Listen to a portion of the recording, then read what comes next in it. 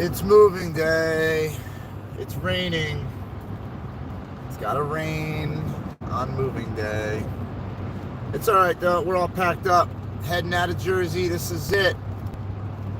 This is it. Man, what the hell happened over there? They spilled 2 salt trucks on the side of the road? That's what it looks like. But yeah, we're heading out of Jersey, guys. Heading up to PA. Northwestern, actually more northern PA.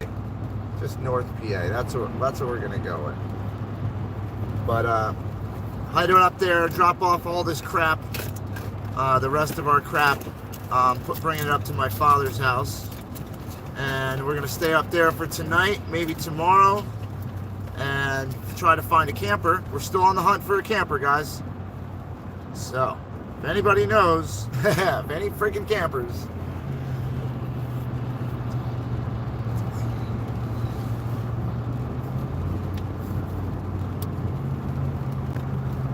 But how you guys doing today? Thanks for coming in. I got the screen on super low. I can't barely see what's on the screen. I got Freedom 2A. I see another mod in here. Jim's in here. Hi, Jim. There's a couple people, guys. It's going to be a rainy ride for the most part. I don't know what it's going to be like after the gap, but I've seen the weather around here. It's foggy, rainstorms, possible thunderstorm in the area later on. It's kind of shitty. So I barely got anything in the back of my truck. We put almost everything in the U-Haul. And we're towing my father's car up behind the U-Haul. So me and Jen are in the truck, and my father's got the U-Haul with the rest of our shit. And we're heading north, man. That's it. Goodbye, New Jersey. I no longer live here. What's up, CC Higgins in the house? Just a drizzle on and off up there. Good. That's what I need, man. I don't want to show you guys a fucking rainy day the entire way up there today. You know, I'd like if I could show you guys some kind of nice view, because the mountains and the landscape all the way up there is beautiful. And for some reason, every time I head up that direction, it fucking rains and it's cloudy. So, but we're here today, guys. Me and Jen have absolutely no idea what we're getting into tonight. It's a one bar town. I've met a couple locals up there, you know, eating at this little pub a couple times. Bless you. I haven't really drank up there. Me and my father went up there and had a couple beers one time. But yeah, for the most part, I don't know what it's going to turn into. I do know it's a very tight-knit group of people up there. Me and Jen fit in. We play pool and darts and shit, so we fit in over there. I met a couple cool people, so we're going to try to go and see what it's like over there for New Year's. I'm not sure how everybody's going to respond to a live, so I didn't think about that till right now, but we're going to have to figure it out. So, you know, I'm sure for the most part, a lot of people aren't going to give a shit that they're on live. I think it's going to be more work for me having to handle the live while trying to have some fun. But I'm going to try to get there earlier and ask the bar owner if I could just throw the camera up in the corner for the night or something, you know? And, you know, then we just tell people, hey, you're on YouTube, say hi, you know, this is the view it has. If you don't want to be on YouTube, stay the fuck over there or something. I don't know. I'm new here, so I can't make too many waves, but we're going to try to have a good night. I'm good at getting in, so we'll see how it goes. But I'm sure we'll find some fun stuff. Andrew says bless you. Thank you. And he also threw a pineapple. Lucky Melinda's in the room. She says hi to the Jersey fam. Thank you. It's raining in Georgia too. Ugh.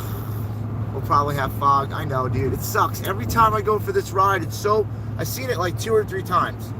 Like without fog, and it's so nice. It's so pretty, especially in the fall. Leaves are changing, but this is, you know, it's just gonna be foggy the whole way up. Beth Dutton's in the room. Of course, Andrew Murray throwing some pineapples for the love. I'd love if I saw Mother Nature today. We're worried about Mother Nature and her husband and her family. They came down with the biological attack that was thrown on the U.S. 2 years ago. So they got that.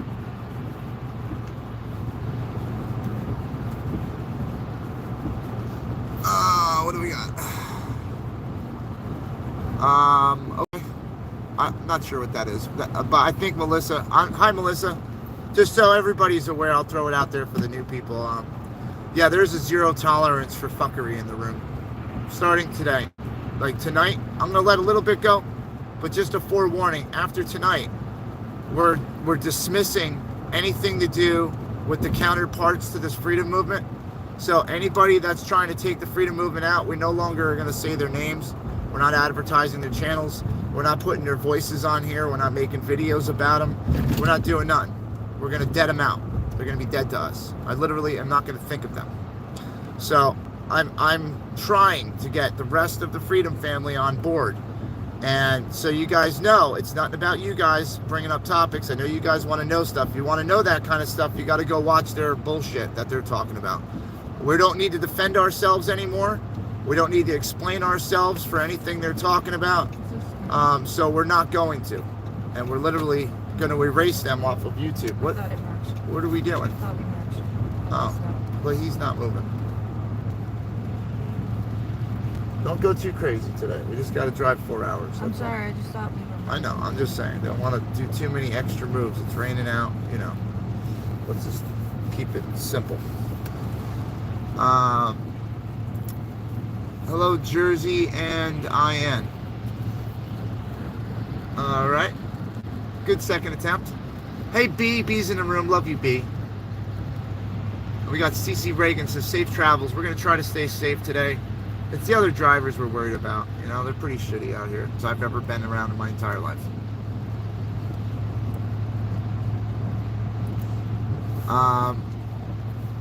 Yep, that's it, right? That's it. Let's see. If we don't find a pull behind by Monday, there's another place, PA. All right, cool, B. Thank you. Listen, so you guys know, this route contains about 50 RV dealers. So I'm going to be taking note on our way up, and me and Jen are going to be hitting all these RV dealers in the next couple days. On top of trying to find, you know, deals up in this area. So I'm going to give you guys, you know, probably later on tonight, I'll give you guys an idea of the area we're searching. And, you know, we're going to go from there. But thank you guys for coming in the room. It's a rainy day. It's moving day. You know, I'm still, you know, a little stressed out. I'm doing a little better since yesterday. I guess talking about it felt a little better, but I don't usually do that, so don't get used to that shit. Don't you dare get used to me talking about feelings. After today, we don't have any. We're going to be hardcore, hardened freedom fighters who don't take shit, and we're going to start fighting back. Roll Tide. Exactly. I know, the weather sucks today. We'll be safe though, guys. Don't worry. Don't worry. Super Bowl. What? Super Bowl? Today's football? No. Tomorrow. Sunday's usually Super Bowl. I know. I was like, what? I can't see a damn thing. Love for you, Jen. Alright. I think it says that. God damn it. I can't see the screen because I turned the screen so low. I didn't want my phone dying on us like every 30 seconds again today, and I have this like I have this balance where like the brightness on my phone can be just low enough to where I could barely read it and just high enough to where I could read it fine. But alright, we'll go through here. Oh, this asshole put ads on this freaking video today. Alright, happy new, damn it, ads. Just had so much fun with Brett. I got timed out. Oh, Red, is Brett okay? What is going on? I thought you guys made up. I thought everything's okay now. I'm so fucking confused. I'm always confused when it comes to this shit. So I try to stay out of it. But Brett came in yesterday. We all gotta, you know, we all have to have a conversation. I was busting his balls a little too much that day. I feel bad, but you know. Let's see. Happy New Year's, Kathy. We're going to do a special New Year's show tonight where Jen might have a drink or two. We'll see. See how she feels.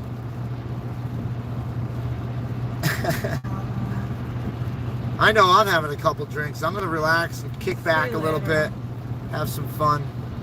I don't want to get too out of control. Nah, I'm having a good day today. Listen, if DOA can get girls drunk and have them lie on YouTube, I can at least just have a couple drinks. That's what I'm gonna do. I want to know what everybody else is doing for New Year's. What are you guys doing in the chat? What are you guys doing at home there? Let me know. You guys going to a big party? You guys throwing something at your house? Or you just staying in? Watching the ball drop on TV?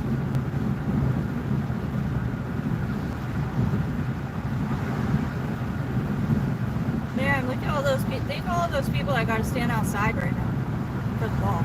They're standing outside right now. I know, I just said that. Yeah, they're not gonna, they'll be out there all night. I know.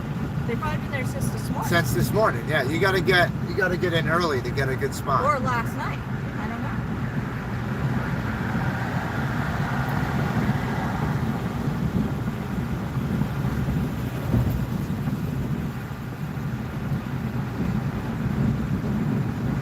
Yeah, B, I'm gonna check a lot of these dealers out. I know we're gonna find some. I know we are. The area we're going to, there's so many RVs and campers and pull behind. There's so much stuff.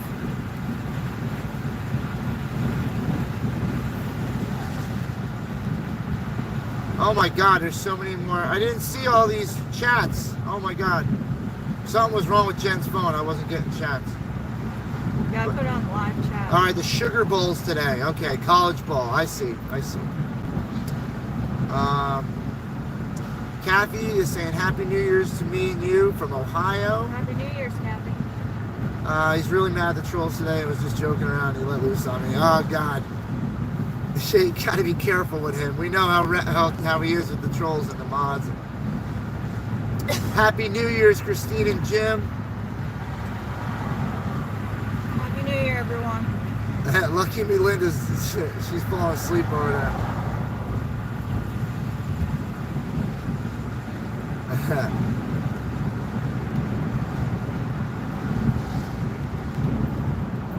Yeah, we're gonna let loose a little bit, Kathy. You know, we're gonna start the new year off with some fun. Let the amateurs have fun on New Year's.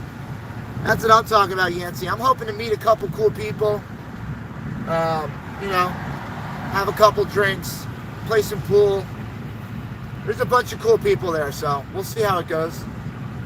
I'm sure we'll have a fun night. Me and Jen don't get to do anything really. We don't go out. So this place is in walking distance of the house, so I don't have to worry too much about getting back.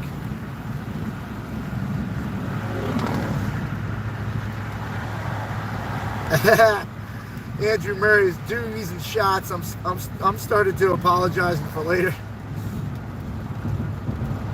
Happy New Year, CC Reagan and Teal Ladybug. Melissa, Happy New Year's, Merry Christmas. If we missed you.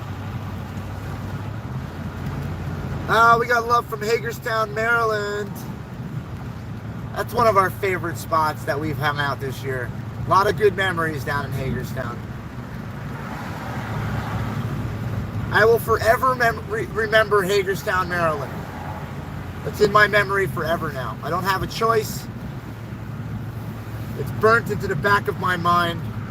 I'll be making something to eat and start thinking about Hagerstown, or load the truck up and think about Hagerstown. Everything. Happy New Year's, Beth Dutton. We're gonna have a good day today. Look, Red, there goes the station wagon. Hey, Red, let's count station wagons on the way to PA. There's one. Yeah, Red Squirrel Jr. I'm gonna be drinking a little bit tonight. I'm letting loose. I'm going to be responsible though, because I don't need Jen having to deal with me drunk. Thank you. I'm a bit of a dickhead. Thank you. That's what I was worried about. Yes, Yancey, a lot of memories were made in Hagerstown. And in a couple of years, when the public decides they're ready to hear about what happened there, they'll make a documentary, and you know, I'm waiting for that.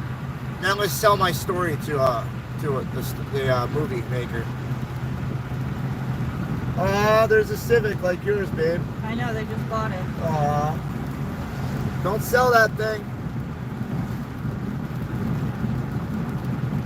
Yeah, ACB. Probably a few babies were made in Hagerstown too, along with the memories. Oh yeah, they were. A lot of convoy relationships there. Not all of them worked out.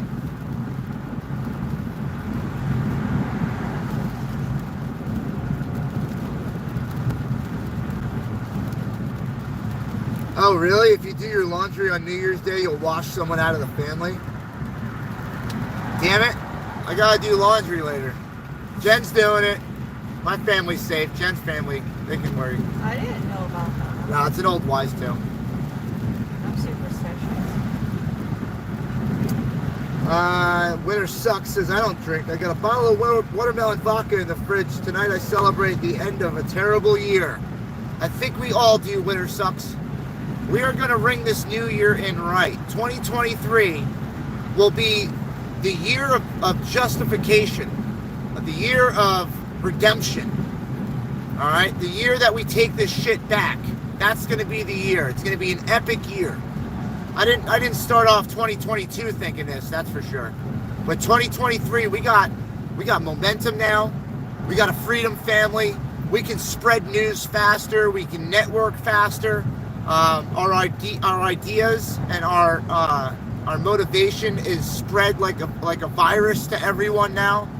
So you can take the info that you learn on these channels with the freedom families and the live streamers, and you can tell your family and your friends and your co-workers, and you can let them know and get the word out. Like, don't think that you're the crazy person talking about, you know, how this country's going down the tubes. No, you're the sane person. You're the smart one. You're the one that's tired of it, and you're going to say something about it. Good. Motivate other people. Motivate other people to stand up and do it. This is going to be the year of redemption. This is the year we take fucking our country back. So don't go into this year today, worrying and scared. Have some motivation. Get up. Feel good. Go take a flag. Go outside. Bring the new year in right. Fire off some fireworks. Big bonfire outside. Slam a bottle of vodka. Pass out by a pile of wood. Have a fun night. Stop being so damn serious.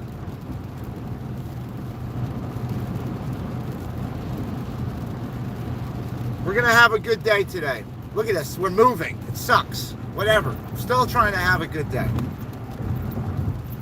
I don't plan on taking shit out of that truck if it's raining. I'm telling you that right now. I'm not slipping down a ramp. I'm not fucking falling with boxes in my hand. I don't feel like getting my father's house full of mud. So, lucky enough this guy came down to help.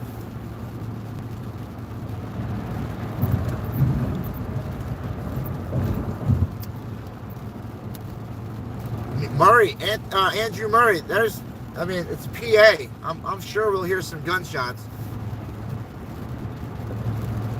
Birdie, we're headed 4 hours into Pennsylvania. We got to drop this U-Haul stuff off at my father's house because I ran out of storage space in the storage unit and the shed I have. So this is mostly our furniture and bed and, stuff like that. So this is all going to get stored up at his house. I think he's got to take that truck back. And then he's taking the truck back. No, he can drop that off at a U-Haul up in PA. You don't have to drive it back. No, I know that, but I think he's got to do it tonight. Well, that's only not that long. So he's, what? He's going to bring that back tomorrow. Oh, okay. I don't think he's we're not unloading that tonight. All right. I'm almost positive. Okay. What was I saying now? Sorry. That we were totally distracted by stuff that I wasn't talking about. Who cares? All right. Anyway, watch the screen. Who cares? You watch the drive.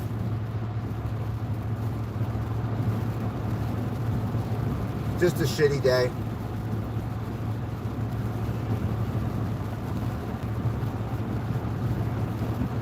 Melissa, we need somebody besides Biden. I don't give a fuck. You could put a gorilla with a suit on and have him talk on the podium, and he would make more sense than Joe Biden. I would sign up for the military if we had a gorilla running the military or running the country. Honestly, anything in the world, a blade of grass is better than Joe Biden. A shit stain on a piece of toilet paper is better than Joe Biden. Anything in the world, a drop of acid is better than Joe Biden. Anything is better than Joe Biden. I'll literally take anything. No Kamala either. I'm sorry. I should have really said what I meant. We need someone better than any of the people in our administration right now. Let's just fucking purge.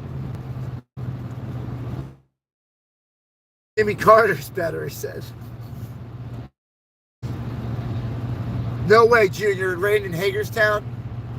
No. It somehow always rains in Hagerstown. You get like rain once a week over there. Rain and hail. At least. And hail. Big hail ball. And snow. And 90 degrees. All the same day. A plunger. You read, Mom. A fucking plunger would be better than Joe Biden. Absolutely no Camel Toe Harris. We don't need her. Hannibal Lecter for president, Fred says. You know what? That guy was pretty fucking smart, bro. Definitely would have fucking did better. We wouldn't be in a long, that's for sure. He'd send a bunch of his Hannibal Lecter clones to fucking go take care of everything. Man, this is going to be real hard not to swear after today. I should probably start, well, I don't know how long that's going to last because the storm's in the mountains today. And I think I'm losing my voice. You hear that? Yeah. I was yelling at the neighbors today. So, old Uncle Bill, that's the plan. We're going to travel around up and down the East Coast to start with while I have some things going in Jersey. I can't go too far. But with the lawsuit we got going, I don't want to put us in an apartment and get locked into a year lease or any of that bullshit, or spend all the money it takes to get into the apartment and not stay there for the whole time. Because in about 2 or 3 months, our living situation will change and our financial situation will change. So we don't want to be glued to anything. So we're going to buy a camper, a little tow behind camper, throw the tools in the back of the truck, and we're going to hit the road and help people. And our plan is to head south towards the hurricane victims. So on our way down south, we're going to help people on their way too. So we're setting that all up in the back. But hey, Kim Yo, she's here. Just getting back in the chat. Yeah, we're buffering, bad signal. I know.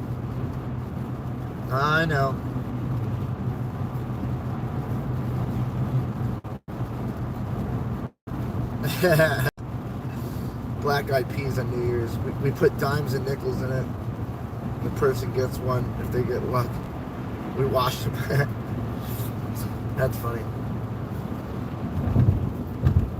Yeah, that administration, old Uncle Bill, they got to go. We need to purge them and get people that are really about helping the people, not about helping their pockets. If you're in politics and your job is to look out for the American people's needs and their interests when it comes to finance, the economy, war, any of it. I was saying yesterday, I didn't sign up to send $60-something billion over to Ukraine. Did any of you? Do you guys remember voting on that? I don't remember voting on that. Why did we send all that money over there? You know what I would have voted on? Fixing our country, secure our borders, put our vets into little tiny homes, something. But not sending it over to Ukraine. I don't give a fuck about Ukraine. Sorry, I don't. They got their own problems. They have issues from the Soviet era, okay? This stems back 30 years ago. That's not my problem. The foreign leaders failed to do their job and secure their own borders and make peace among themselves. Our job as the United States of America is not to be the world's police. It's not to be the referee for other countries. Okay?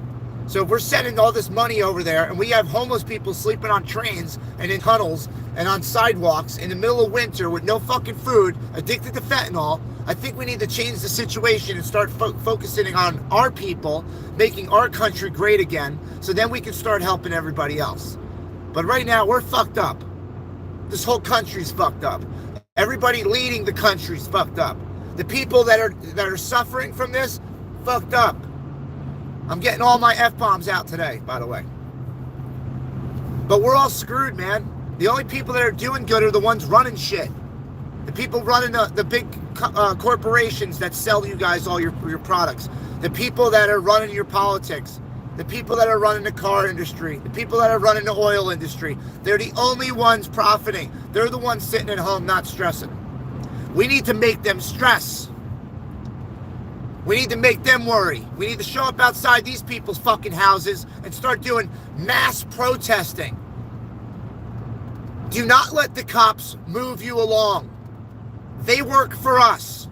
Remember? I don't give a fuck who said it before. I'm adopting it. I'm using it. Sorry, bro.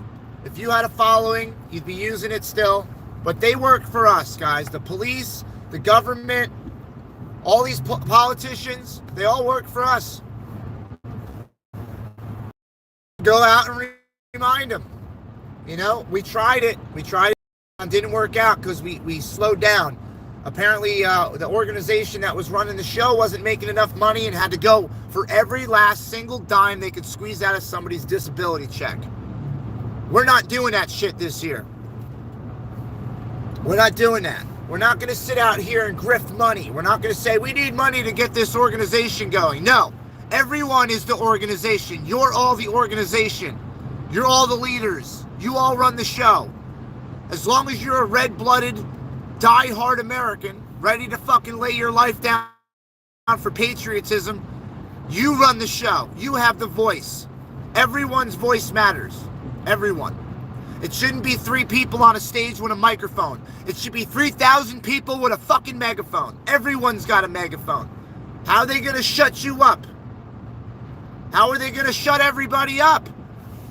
Everyone's got a voice. Good. Scream at the same time. Who gives a shit if they understand you? Guess what? They're going to want to shut you up and then let the war begin. Let the fight begin. Are we going to... I'm not busting on Ottawa at all. You guys are fucking heroes in my mind. But are we Americans going to allow the government to roll up with horses and stomp us?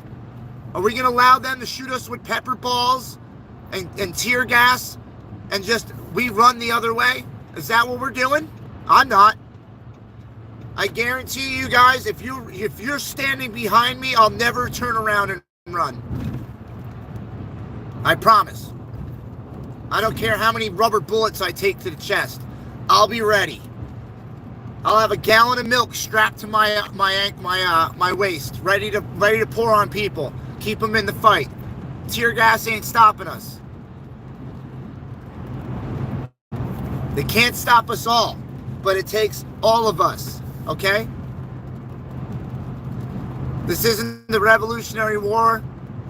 3% is not going to make it. It's going to have to be 100%. We all need to fight. We all need to stand up. Doesn't matter, red, blue, green, black, red, orange, purple, silver. Doesn't matter what color you are, what you represent. Doesn't matter. You're all getting screwed. Everybody. The guy driving this truck right here is getting fucked. The guy in that car in front of him, getting fucked. The guy over there on the other side driving that bus, getting fucked. Everybody's paying more for food, more for gas, more for your mortgages. Interest rates are going up. Dollars going down. This is the year we take it back. 23. This is the year. We waited too fucking long to take it back. I am disgusted at the way the American people acted this year. You fucking hid. You hid. You were scared. You're watching this J6 waiting for the trial to start to see what's going to happen if you go out and protest. Fuck them. It's illegal what they're doing to these J6 prisoners. Okay? Are you going to stand there and allow your fellow patriot on your left or right to get arrested and go to J6 prison? Are we going to allow it? Or are we going to fight back? 2023. This is the year that I am willing to lay my life down for others. Whatever it takes. So, that's how we're rocking in this new year. That's how we're going to do it. Kim Maxwell, we love you. I love Canada. You guys lit the fire, man. You guys lit the fire. Now we got to pour fucking gasoline on it. Rocket fuel. We need to pour rocket fuel on that fire. When Americans start getting pulled away by cops and arrested for protesting, the rest of the protesters better jump up and do something about it. We're not going to allow our fellow patriots to get pulled away and illegally detained for a constitutionally protected activity. You have a voice. Use it. You watched us. You watched how far you could push it. We pushed it to the limits this year. When we went down to D.C., what we proved is the limits you could push protesting. I don't give a shit what we did, who we did it to. We were protesting. That's how you protest.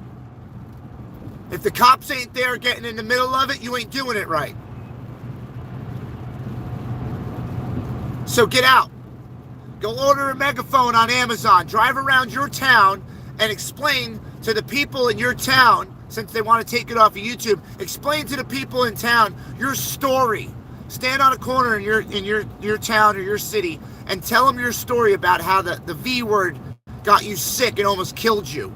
How it produced long-term effects for your children that are still suffering today. How when they put people on vents, it took their life.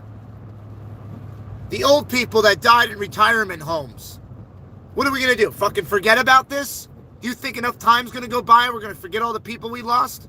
This ain't 9/11, man. People might have forgot that shit happened. I didn't. I'm not forgetting none of this.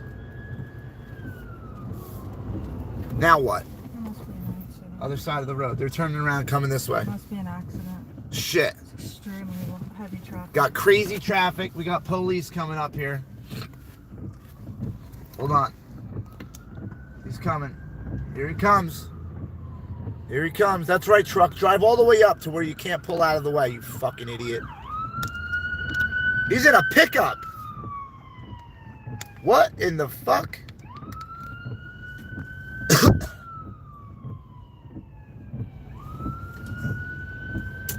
Wow. Look at that shit. Just won't even move out the way. Out of the way, man. Come on. Absolutely ridiculous. You got an emergency vehicle behind you. Get your fucking ass out of the way. Because guess what? You'd be the first person to complain when you're in an accident scene wondering where the cop's at. Because other assholes didn't pull out of the way. Don't be a jerk off on the road. Minutes could be. That's life or death. Yeah.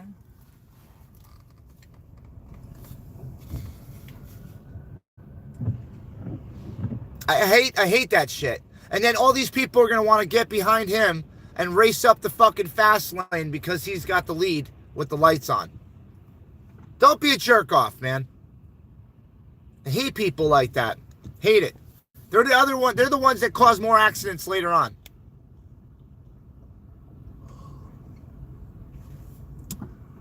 Sister T, yes, absolutely. They have no morals. They have no values. They don't give a shit. They're coming from fucking jungles, okay? Where all they did for their whole life was process cocaine and heroin. We got more emergency vehicles coming.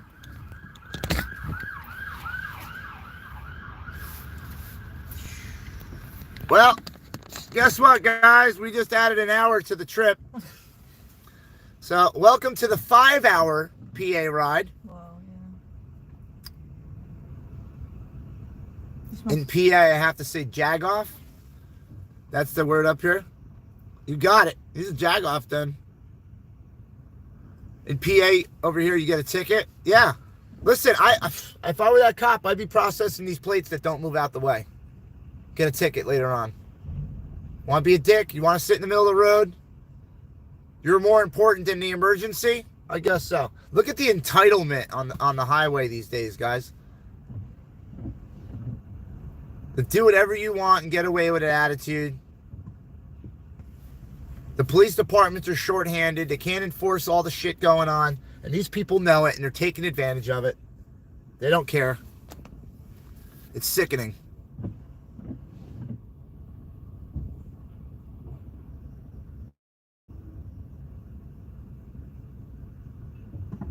Jag off. That seems to be a word up here.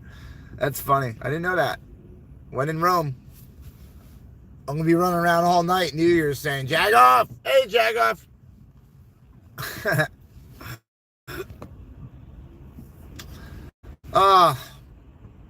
Well, at least no one's called me X-ray today. How insulting. There's a lot of lights up there. A lot of lights? Right there. You can see them? Yeah.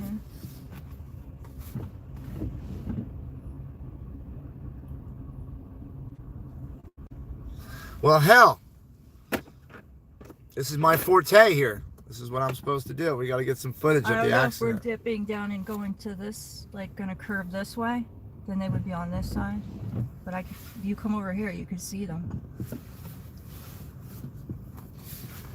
I can't show them. I'd have to reach across that, and that's dangerous. I don't want to do that. Happy New Year's to everybody that just came in the room. Debbie, ACB, David, Thompson. Comes another one. Thank you guys so much for coming and hanging out with us today. We have a 5-hour trip. We're in traffic right now, heading up to PA. This has to be bad. It's going to be a bad accident. It has to be. Yeah, because here he comes again. He's coming on this side. We got another one. What are you beeping At the idiot cars. Because it's a fucking ambulance.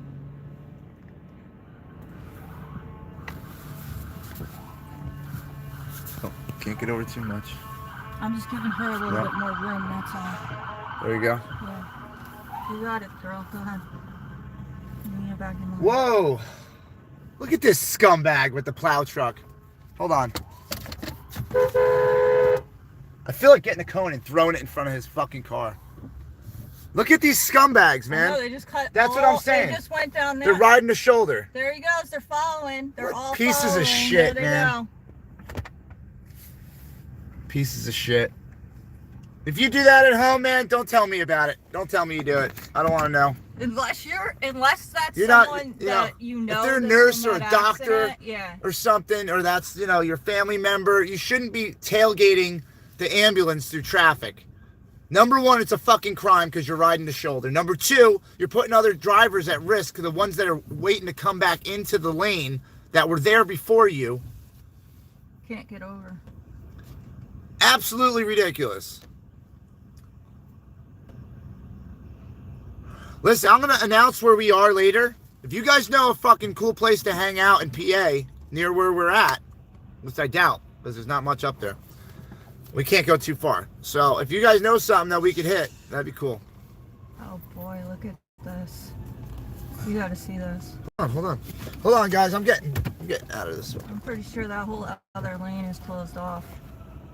Don't get in that lane. No, I'm not. That's the lane they're closing off. Hold on, guys. I'm getting my gear ready. We got a fire. Is that a fire truck? It's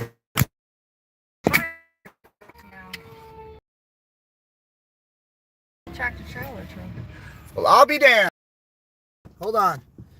Jersey J is getting his gear ready. If I have to, I'm hopping out real quick. I'll run ahead. I might do it. Just don't aggravate him today. Listen, I'll jump back in when you get up there. Remember what I did with the parade? Yeah. You gotta be careful if you're on his shoulder, though. Don't worry about Jersey J. I got eyes in the back of my head. All right, guys, that's what we're doing. Give me a sec. I gotta get my gear. Yeah, I know, guys. You gotta get in this lane. I know. I can see that clear ahead. All right, babe. I am gonna run down the road. Well, you better be watching for me. I will. Just pull to the side. I'll jump in. That's all. Just in the middle of the lane. Yeah. Like a beep, beep, beep, and I'll know it's you. You know? Yeah. I'll jump back in.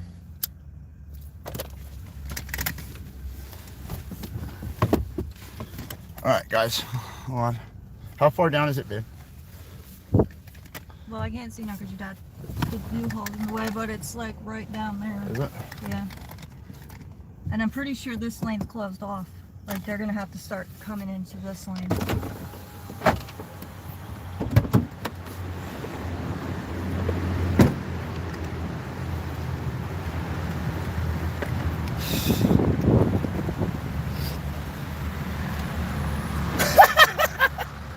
I'm walking down to get footage, and I'm just gonna jump back in the car. I'll be back down. A bad accident.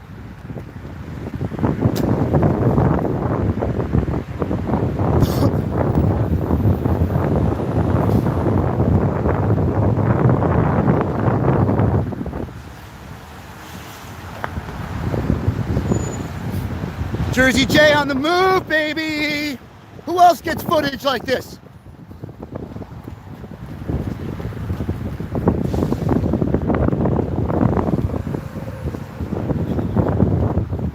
What's up, bud?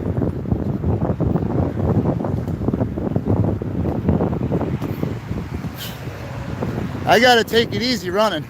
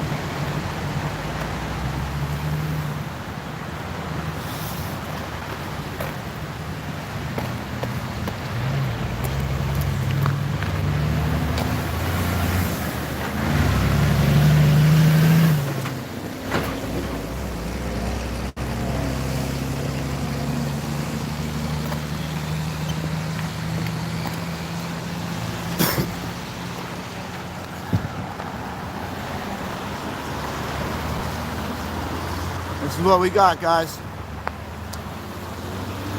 I'm about to get yelled at.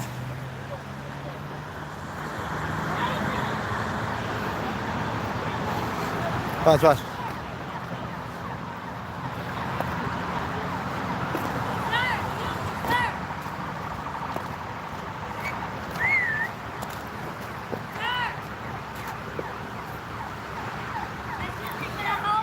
How you doing? Yeah, I'm getting footage of the accident for the news. Which news? The news channel. Which news? Local news. Do you have your ID on you? No, I don't have the ID. Do you have your ID? Public access right here. Have a good day. I'll stay right here for you.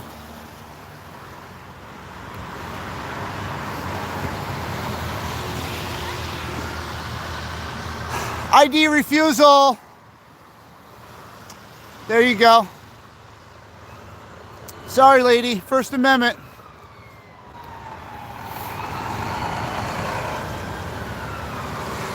Told you, public access. Deny. This is 2023. I fucking refuse. We are not going to do this. We're not going to conform anymore. I'm not going to listen. I'll do a respectful thing and get off the side of the road. I'm behind the guardrail. But that's all I'm going to do.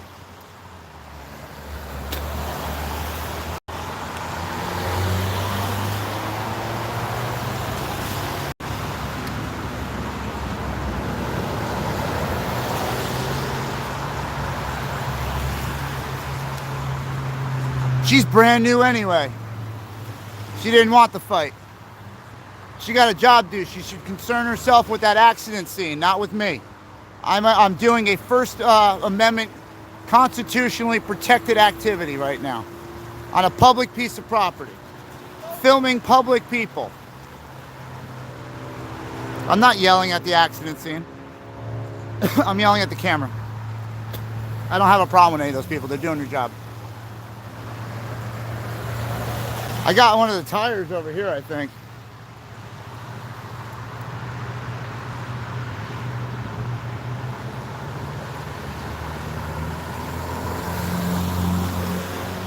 Everybody all right? Thank God. First responder? Oh yeah, thank you. They said they're looking to arrest me. Good luck with that. I'm about to hop in a car and be gone forever. Plus, I'm not doing anything illegal.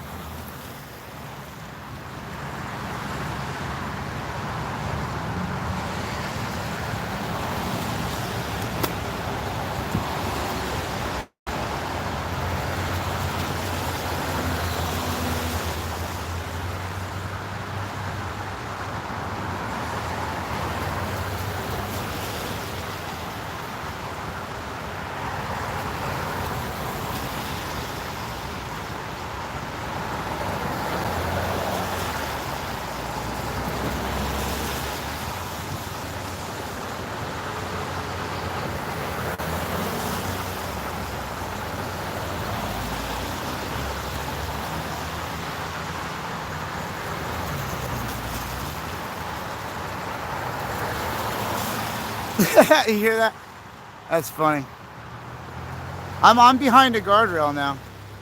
See that wall right here on the left? This wall right here? I'm on the other side of it. So I'm good. Yeah, right? If she keeps driving, I'm screwed. I still got a minute. I could see the U-Haul coming, so Jen's behind the U-Haul. I'm just gonna run up and jump into the car and they're not gonna see me.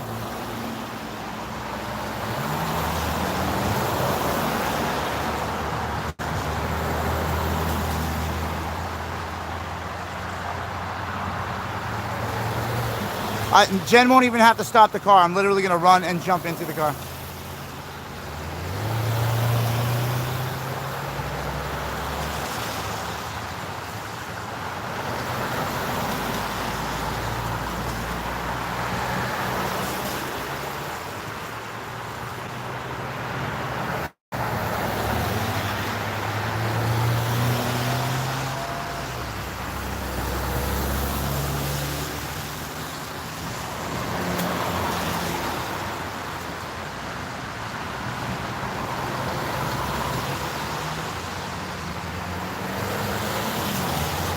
I'm not going to cause an accident. I am on the right-hand side of the road, all the way behind the guardrail, not doing anything illegal. I'm on a public easement. I'm having a First Amendment constitutionally protected activity. I'm filming public servants in action, first responders. I'm exercising my First Amendment right and showing a good job done by the local police department and local ambulance and local fire department. I'm not looking to do anything wrong. I'm just showing a quick, very nice response done by the local people here, the first responders. This is on Route 80. We're on Route 80, exit 12, right before exit 12 on Route 80. All right. So.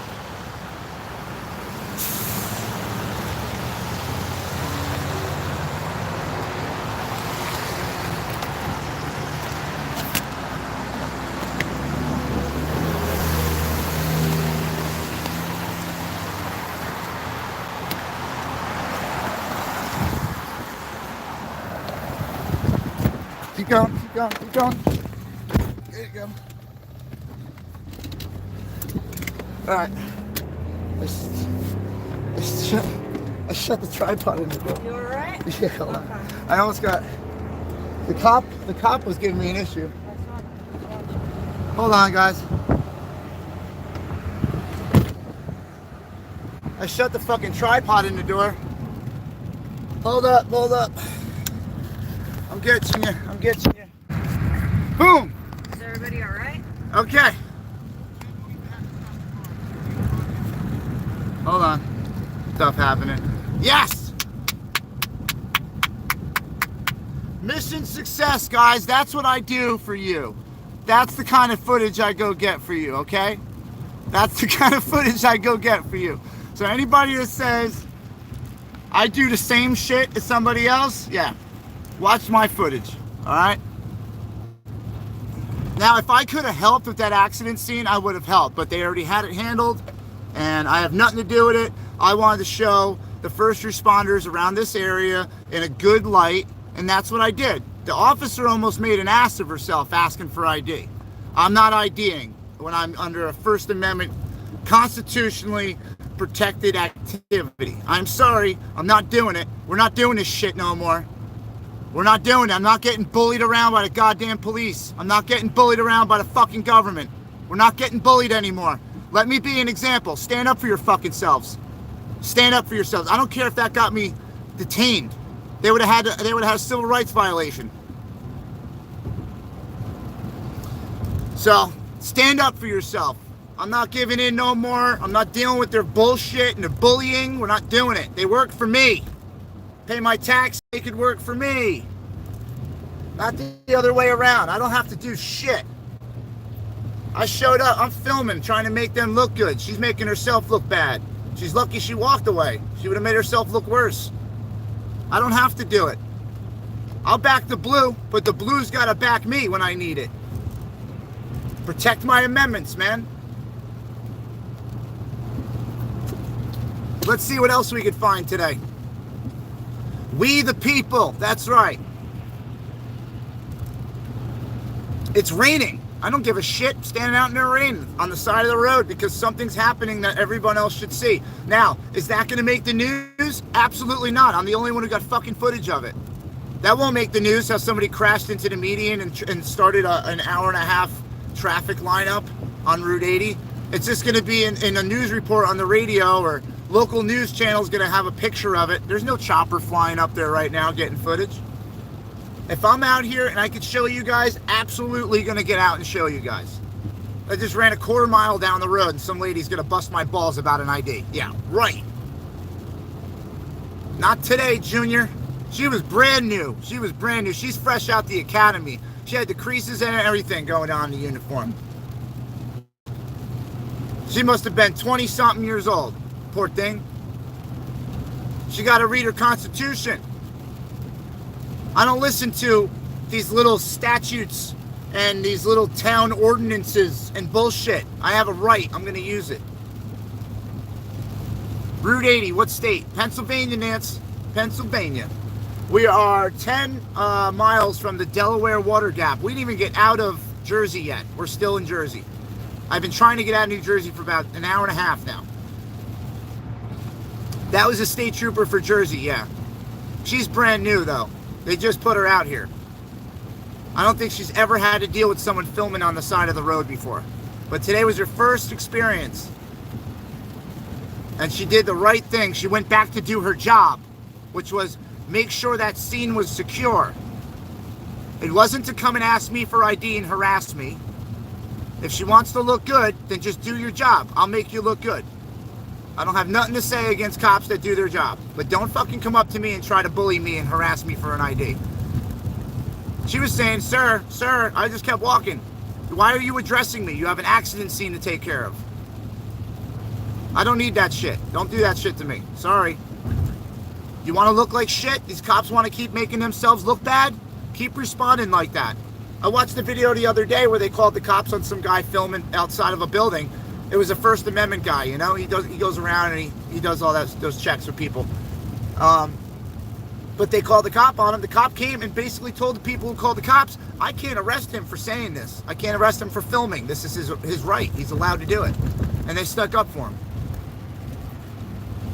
Am I going to change the channel to PAJ? Nah. Is PA an ID state? I don't know. I'm in Jersey still. That was a Jersey cop that messed with me. I'm still in Jersey for another 9 miles. I didn't hit the gap yet.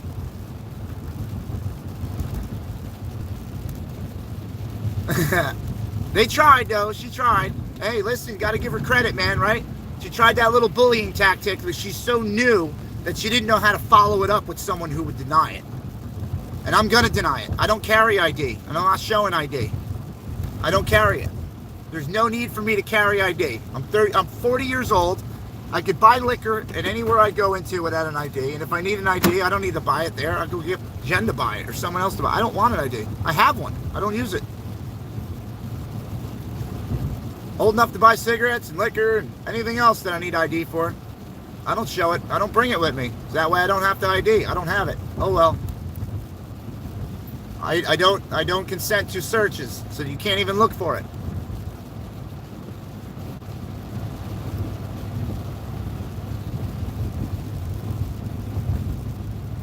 Well, the thing is, Teal, I wasn't trying to film the person. I wasn't trying to film the person. The person was getting put onto a stretcher. They hit the wall. All right. So odds are they got smacked around by the airbag, their arm and head. Maybe it bounced off the door. I don't think it's any critical injury. The first responder that stopped on the scene I spoke with, she said everybody's okay. So just out of precaution, they're putting people on stretchers. Now, keep in mind, anybody in public can be filmed. So that might help her case in the lawsuit. They might come to Jersey J and be, hey, you have a videotape of that evidence of the way my car was sitting on the highway. The insurance company doesn't want to pay. Well, here's pictures of the accident, because I didn't see anybody else taking photos or pictures of the accident.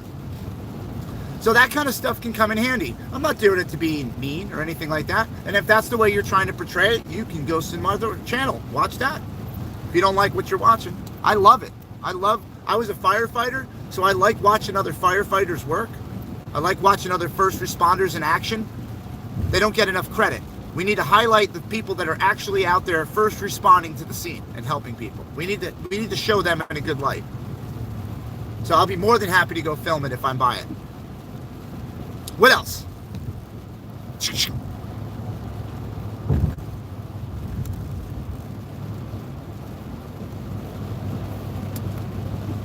Yeah. What about first responder? Are you gonna jump on him about filming accidents? That's like literally his job. That's what he does, is ambulance chase. If we're gonna go there, I don't mind. Now we're moving again, so I can I can kick it back again a little bit. Thank you so much, love. I appreciate that. Just Happy New Year's and good fortune, wisdom, and energy, and continue to strive for objectives in 2023. Happy New Year's, Wendy. It is thick out here, man. It's like driving straight through a cloud.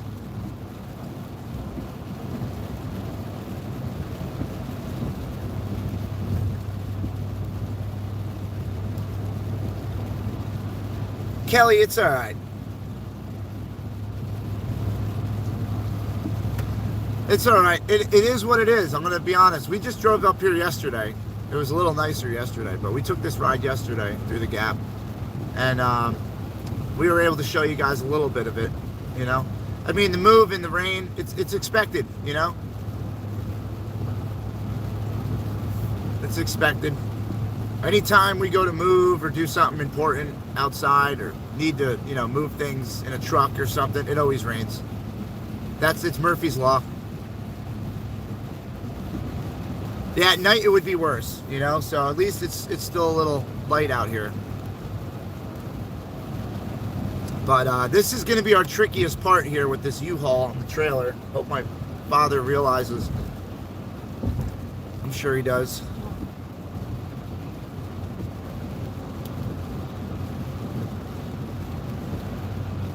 Yeah, you know, I don't like putting the victims of the accidents and stuff on. I try to steer away from that. If they're in the middle of the scene and people are working on them, they tend to usually block them with their bodies and stuff. So, you know, I mean, it is what it is. There was an accident I was in where I wish somebody videotaped it because I got in trouble for it, and the other guy was like 80 years old and crashed into me, and I somehow got in trouble for it. So, not in trouble, but I got a ticket. So I wish somebody videotaped that, but unfortunately no one was there. So they pulled me out of a stretcher through the side of the door. Like, they could have just opened my door. I don't understand why they did half the shit they did, but regardless, I wish somebody was there recording my accident.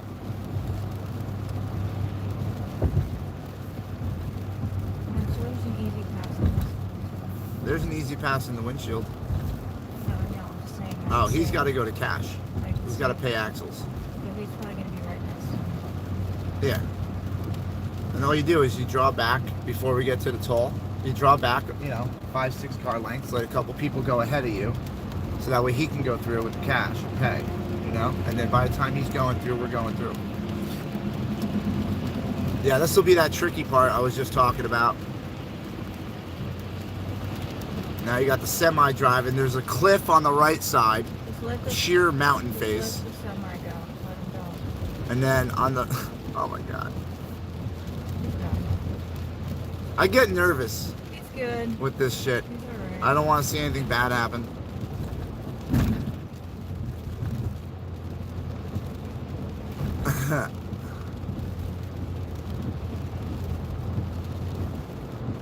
Aw, Chip's mom, it's alright. I hope we get that up. You can go through Cass with Easy Pass. Yeah, I know. We could just go right behind him.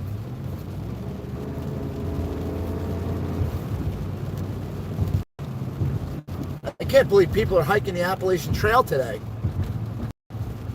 Like, parked in the parking lot to go hiking on the trail.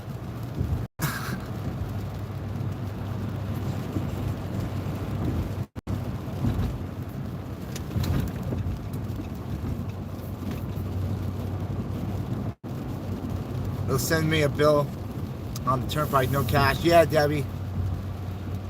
Yeah, and then they'll try to put a fee on. Yeah, that, then they add a too. fee because you don't have the Easy Pass. They do that shit. I'm not paying any extra. They're lucky we pay it all.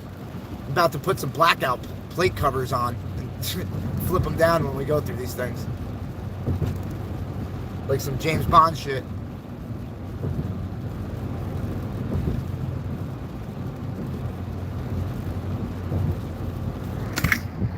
Delaware River. All ice. Look at that. We crossed into PA and there's snow and ice. Like literally on the other side of the river.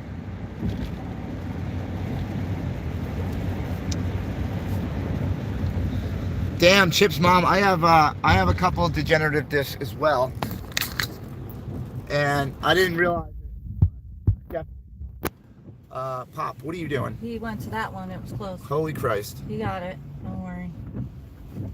He's good. Whew. Jersey drivers.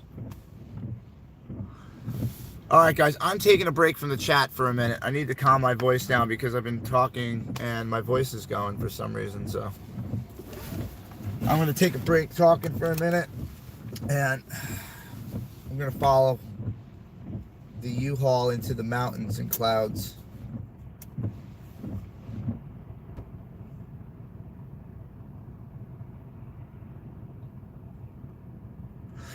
Oh, thank you, Debbie. I'm gonna chill over here out of the chat for a minute. It's hard to I'm leaning over and trying to read it while we're driving. I'm gonna take a break from that a second here. Oh, there's another. CC, right? Yes, I have the other phone now. Okay.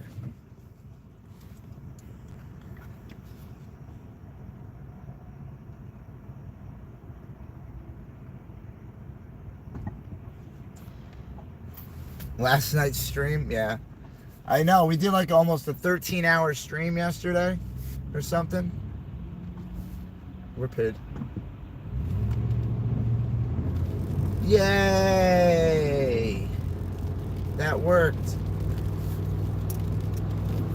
All right, kids, here we go. On our way now. We're in Pennsylvania. Finally starting to move here. Let's see if we can find another accident scene to piss some more people off. Welcome to Pennsylvania.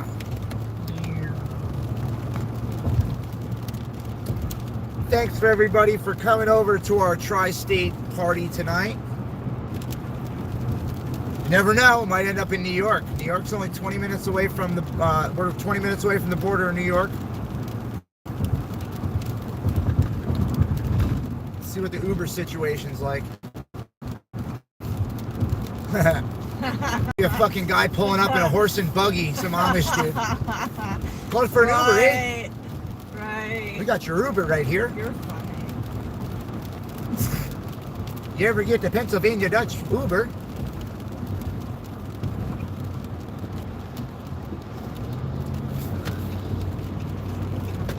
Gave you enough room to get over and then you took forever to get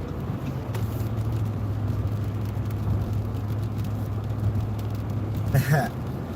Wendy, yeah, we're hardcore. We drive right through it, man. I mean, we were coming home from Maryland. Remember that thunderstorm? Oh god. Drove straight through it. That It was like scary. it was basically like a tornado. There was a tornado watch, and the winds were basically blowing the Honda all over the road, and drove straight through it. The rain was like the raindrops were like golf ball size. They're huge. It was scary. Yeah, it was kind of scary. The lightning was the only thing lighting up the sky. The sky was pitch black. We have that stream somewhere. I gotta put that back up. You could see the lightning through the sunlight. Yeah. It was everywhere. That was the only thing lighting the sky up. It was pitch black out. Power outage like everywhere. So all the lamps were out. That was like 1 o'clock in the morning. Yeah. And now we got a truck, so we're good. She made it through. Junior's like, I can see Jay driving a horse and buggy. You know what's funny is, did I put that video up on my other channel? No. I don't think so. I found the video of the day that I learned how to ride a horse. Like, the guy that owned a farm put me on the horse. He told me like a couple commands, and like I was fucking it up at first, and then I got the hang of it, and bam, off I went, just running around. I like horses, man. Horses are funny though, man. You think you could just jump on a horse and start riding it. You can't. You gotta kind of build a relationship with the horse. You get to know the horse and talk to it. Oh yeah, You know, like you can't just jump on it and start ripping it. Yeah, because if the horse doesn't like you, it'll throw you off its back. Yeah, if it doesn't like you, it'll, trash it. I've never had that problem. I got along with all the horses. Just stay right here. I got along with all the horses on the farm. And they were all rescues, so they were all beat up pretty bad from other bad owners. And we were rehabilitating them and getting them fattened up. And there were, malnutrition horses and stuff. And so we spent a lot of extra time with them, so they ended up, they knew us very well.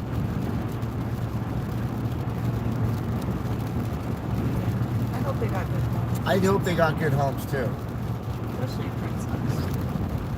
She was such a sweetheart. Wendy knows about horses. Listen, I'm telling you, man, if I get a farm or I get some property, I'm definitely getting horses, because I don't want to be stuck somewhere and not be able to get around.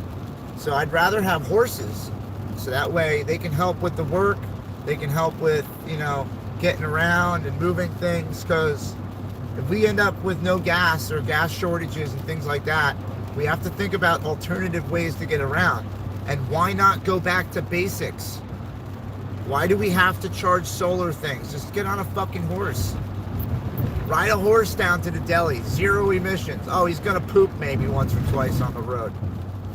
There's a little bit of emissions. That's how you save the planet. Get rid of all the shit that's causing problems. That's his fertilizer. See, I don't care if we got carbon on. I don't plan on going nowhere too far. I'm gonna go in my house in the woods, the cabin, live off grid, have a wonderful life, let the fucking world fall apart if it wants, I'm gonna hunker down in a little bunker. That's it. Don't bother me. I'll have the rest of the Freedom family living on the property.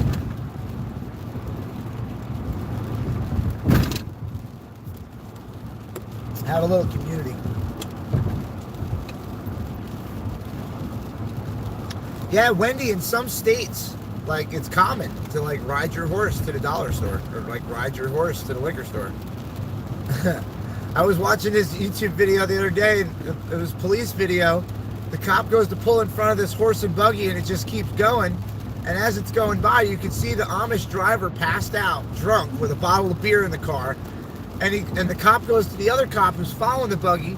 He goes, you know what? Just let him go. The horse knows how to get home. It's like autopilot for Amish. Yeah, the horse will go right back to Yeah, it's awesome. Yes. Chip's mom, I'm telling you right now, if it all comes together and the lawsuits go good, we're going to start it off. We're going to get a piece of property. Jen and I want to start a campground. It's going to be like a campground / Freedom Patriot training ground.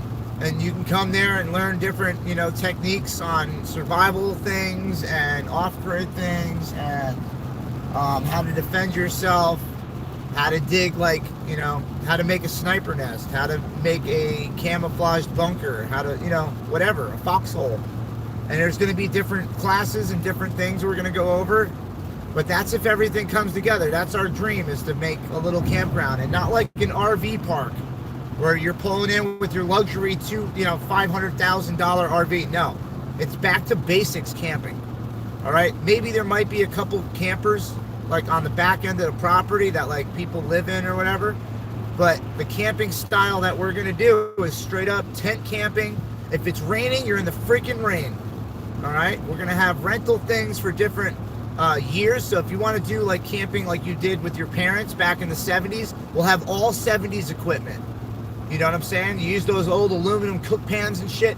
You want to suffer like they did in the 70s? We got that experience for you.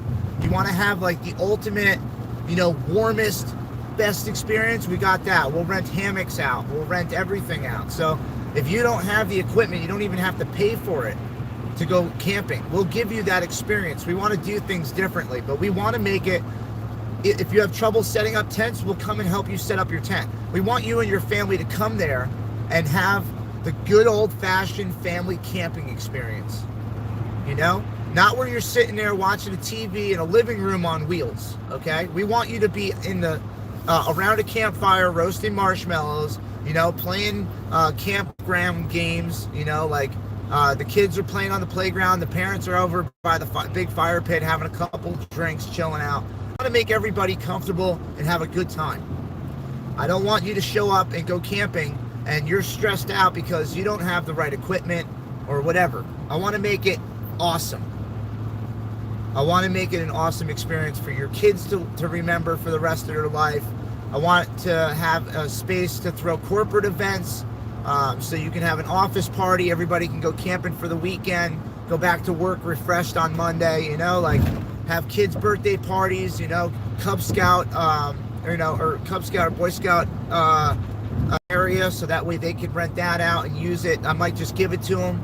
I'll probably just give it to them. Let them do it, and I'll make sure it's monitored so that no funky shit goes down with the kids. You know what I'm saying? Gonna have some nice, good old-fashioned security guards running around with shotguns. That's it. Don't fuck around on that property. All right? Everyone's cool as hell. You can do whatever you need. Have fun. But there's rules like everywhere else. But we'll have a nice little experience. We don't need a water park up there. Maybe a little pool with a water slide. Like some, basics, guys. Basics. Like the good old-fashioned camping experience. Maybe have like a couple rentals, like cabin rentals, like I want to make a couple tree houses. I want to make like bushcraft shelters. Like you can rent out an experience to live in a bushcraft shelter for the weekend or a week, and like learn how to live off grid. Realize how much it would suck and how much you would have to suffer having to live in the woods without modern technology, without modern resources. If your house is made out of sticks and mud, It's going to be a different experience than if you're in a Coleman tent, okay? And a Coleman tent's different than if you're going to be in a Kelty tent. So there's a lot of different experiences we can give you in this campground. So that's our main thing, is we want to do that. But that's, got to think about it. Ask your kids, if you took your kids camping when they were younger, right? You're older now, and you took your kids camping when they were older. Just ask them at dinner or something one day, or, when on a holiday. Be like, hey, you guys remember when we went camping? See what they say. I bet they say that was one of the most fun times of my life. Because it's new, it's different, It's a time where they spent with their family and you guys were close and you weren't worried about who was on the phone because the phone was back at home. You know what I'm saying? No one was worried about who was on the phone or the computer or put the video game down. It was, you spent time with your family, quality time. You talked about shit. You joked around. You had fun. You played games. What happened to that? You listened to the radio around the fire or a cassette deck or whatever. But what happened to that? That shit's gone. We don't have that personal connection with our family because those experiences are shot. They're ruined by modern technology. It gets in the way. These damn kids don't know what it's like. My son does. I made sure he grew up with it. I made sure of it. And I have so many pictures and videos of us camping and doing things like that. And I went back into some of, we were packing, and I found some of his things from class that he made when he was younger. And it was like for Father's Day and stuff like that. And they're like, what's your most favorite thing to do with Daddy? And it was like, go camping or go fishing, and it teared me up, because it made an impact, even at a young age, it made an impact. It's something he remembers. It's something he cherishes. Like, he likes his time with Dad, when we go camping or hiking, and it's something you guys shouldn't underestimate. That time you can't get back when they're young. You can't get it back. So if you can make those memories now, that's what it's all about. That kid's gonna grow up feeling a certain way on how you raised them. Make them remember it for good things. Give them those experiences. I want to have a little archery range, a gun range. I want to have a spot where you can teach your kids how to safely do the things that you did when you were growing up. In a nice, safe environment. Have professionals there. I know I got people like Freedom 2A who'll come up and probably just on the weekends chill out and fucking, teach people to shoot or whatever. Because we're all freedom fighters. We got to teach each other and help each other.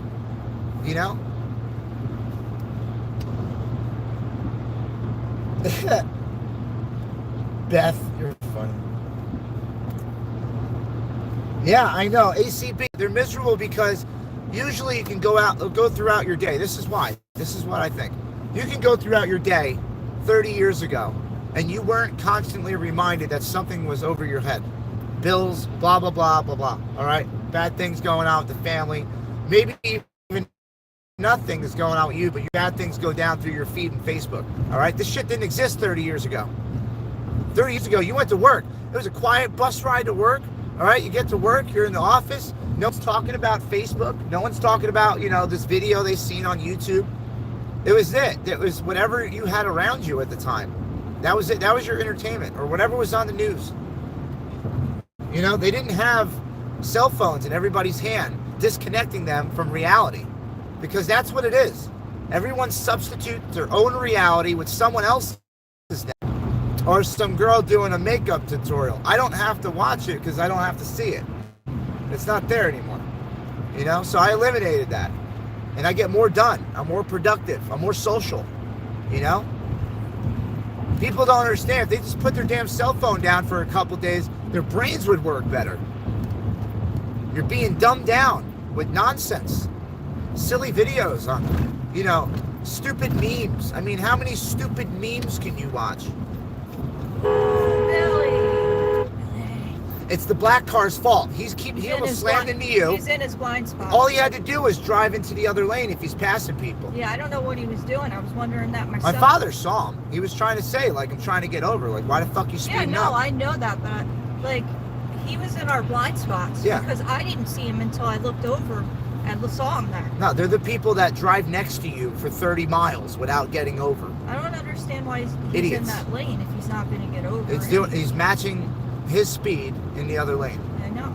That's a passing lane. So you get in that lane, you pass the vehicle, and you continue on the speed that you chose that was needed to go faster than the car you just passed. But that's it. That's just silly. Look at the fog. The fog is real up here, guys. Wow. Sick. What's that movie, man? What's that movie where the fog takes over the town? The fog. Not The Fog. It was a different one. Oh, well, that's an actual movie called The Fog.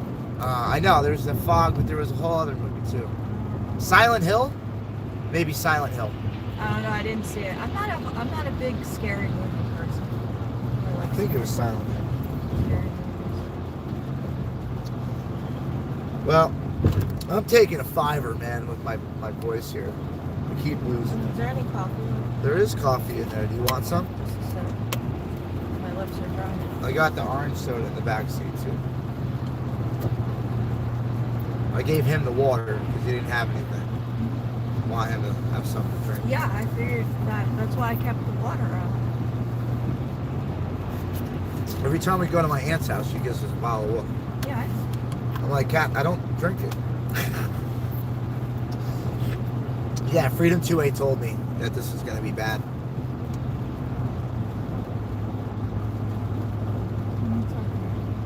The house on Silent Hill. Yeah, Wendy. I've heard of that. That's where we're going. No, That's where we're going, guys. no. Have fun trying to see the road signs that we're passing. Nah, I'm just kidding. I'll tell you where we're going anyway. I don't give a shit. We're actually going to a nice place.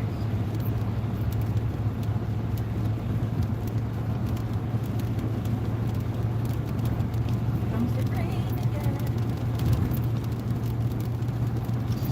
Yeah, I like that idea, Chip. We dropped down to 48 degrees. Uh-oh. 48. All right, I'm taking a 5 here. I keep saying it, and I don't do it. I keep looking at the chat. Addicted to the chat, man. The Mist. Damn it, Stephen King. Yes, yeah, I saw that. And that Stephen King movie, Storm of the Century, that was the craziest one I think I've ever seen. I'm going to make one called The Vapor, and it's going to be about cow farts destroying the climate. Okay. It's going to be a scary movie. Storm of the Century was a scary movie. Yeah. That's nothing compared to an actual storm of the century. Did you We're see getting that bad movie? ones. Yeah, we're getting some bad ones right now, man. Nobody understands that the weather has been getting progressively worse. It's not getting any better. That's for sure. Hey, how many cigarettes we got left? Enough 4. that I can smoke one and you can have the rest of them because you need them more than I do. All right, so we've been on here for an hour, right? Maybe more. I think more.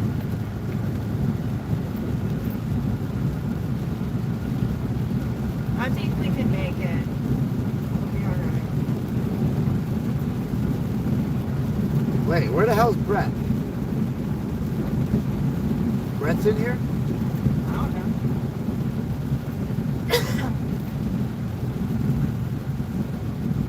All right.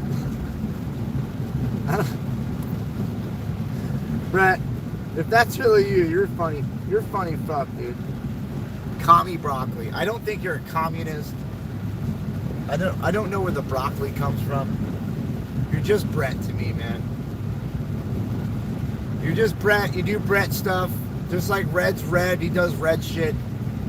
I'm Jersey. I do some Jersey shit. You know? We all do our own thing, bro. I don't hold it against nobody. Except like Wyckoff shit where you steal money. I don't like that. That's unforgivable. I don't like that. Sitting on it for 3 months. I don't like that. That's dirty shit. That's unforgivable. Marjo's here. Oh, they've done Pathfinders? Nice. Is Walmart open on New Year's Eve? Walmart? Yeah. Why? I'm gonna go to Walmart after we go to your dad's house. Oh, yeah? Yeah. Okay.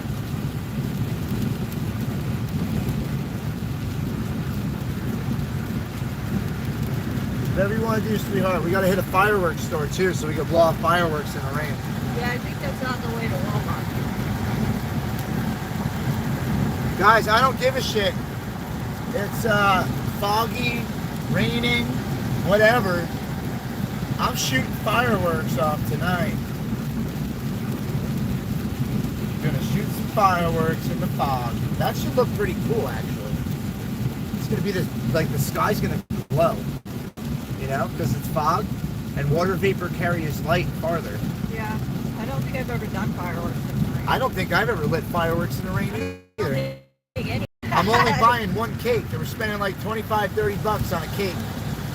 That's it. I'm not doing a whole bunch of them. I don't think the neighbors are going to appreciate. Well, maybe they will, but PA, they don't really give a shit. I did it on 4th of July. Yeah, we're not going to spend that much on fireworks. No, I got to save my money for shots. No.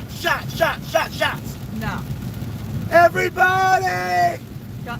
Jay's not doing shots.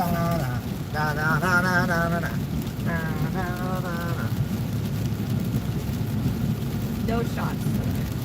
Shots.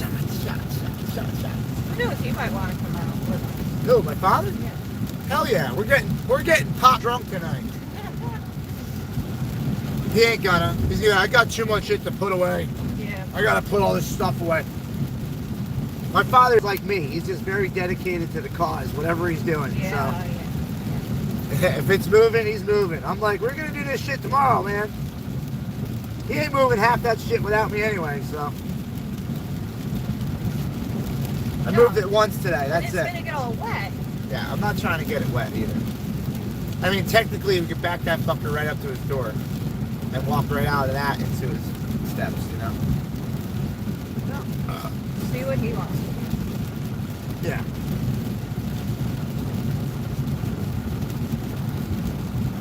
No, Junior, I'm not. I don't know how to do it.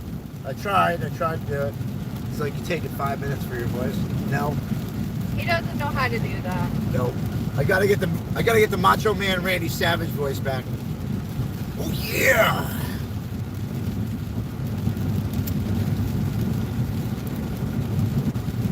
Oh yeah! I got 2023 New Year's. I think he's just in a good mood because he just left that hellhole. Oh. You. I'm happy I don't ever have to hear those fucking kids and the dogs and the goddamn workers slamming doors. I don't have to hear it ever again. Hey, Wendy, I can't do the Ric Flair. Woo! I can't get it up there. My voice is gone. Ric Flair, officially the flabbiest man in wrestling. Ric Flair's got to be 83 years old. He still wrestles? He's still alive. I don't know how. Does he still wrestle? I guess. I don't know. He was on WCW a long time ago. He is the flabbiest man in wrestling. When you slap Ric Flair, his fat retracts back and comes and hits you back.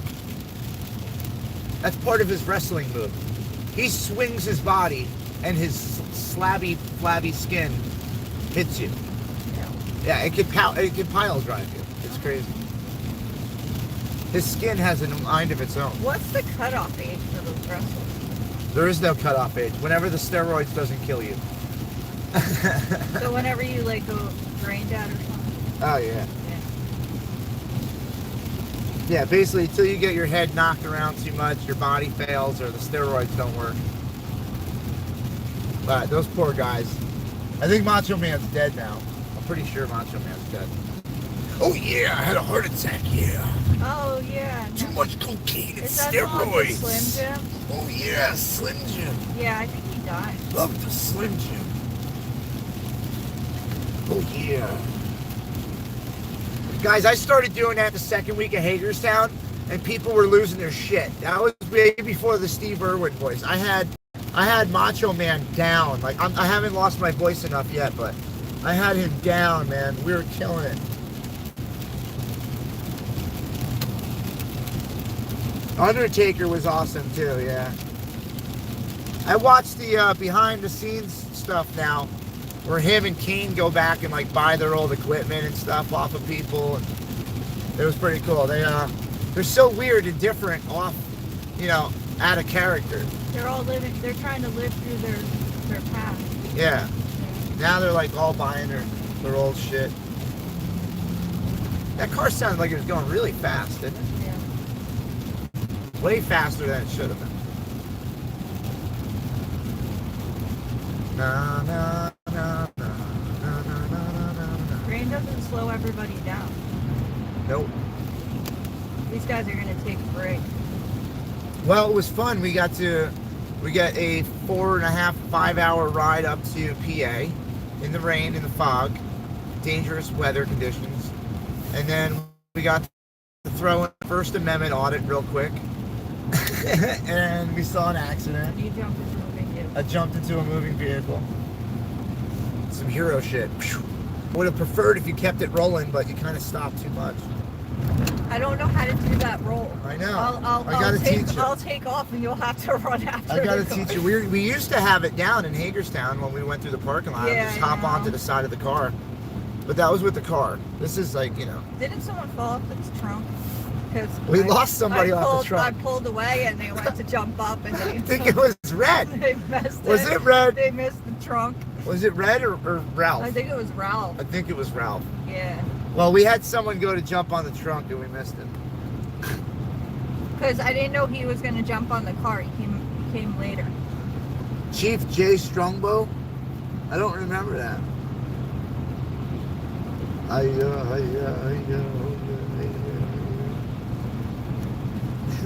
You met Kane? That's cool. I met Prince Albert and Draws. Well, I met Draws before he was in a wheelchair. Now he's got a broken neck. But I met Draws and Prince Albert. I got to play around in the ring and do a backflip off the top turnbuckle when I was like 16 years old. I've met a lot of guys. King Kong Bundy. I met the Hardy Boys. I met Sapphire, one of the chicks, the wrestling chicks. I got an autograph for her. I think she signed my forehead or something. Jake the Snake Roberts. I remember him. What's the point of signing your body part if you don't get to keep the autograph? I just wanted her. I wanted to get close enough to her so I could look down her shirt. Oh. I wanted to see the boobies, Jen. You're such a- That's what those girls are there for. They are objects to be looked at. That's what they get paid for. They get in their skimpy outfits and they get in the stage and they're to be looked at and sexualized. Yeah. So that's what I do to them. That's what that's what they're getting paid to do. I'm gonna stare at boobies. I don't do it a lot, When I was younger, yeah, that was like my main thing. I was like, boobies, love boobies. I think that's every guy's But absolutely, if they're getting paid to jump around in little skimpy outfits with their butt and boobs hanging out, I'm gonna look at their butt and boobs, and I'm gonna make it obvious, and I'm gonna let them know the only reason they have a career is because their butt and boobs are hanging out.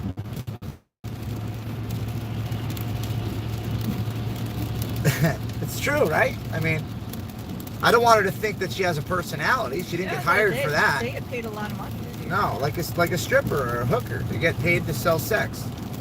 That's the way I look at it. They get paid way more.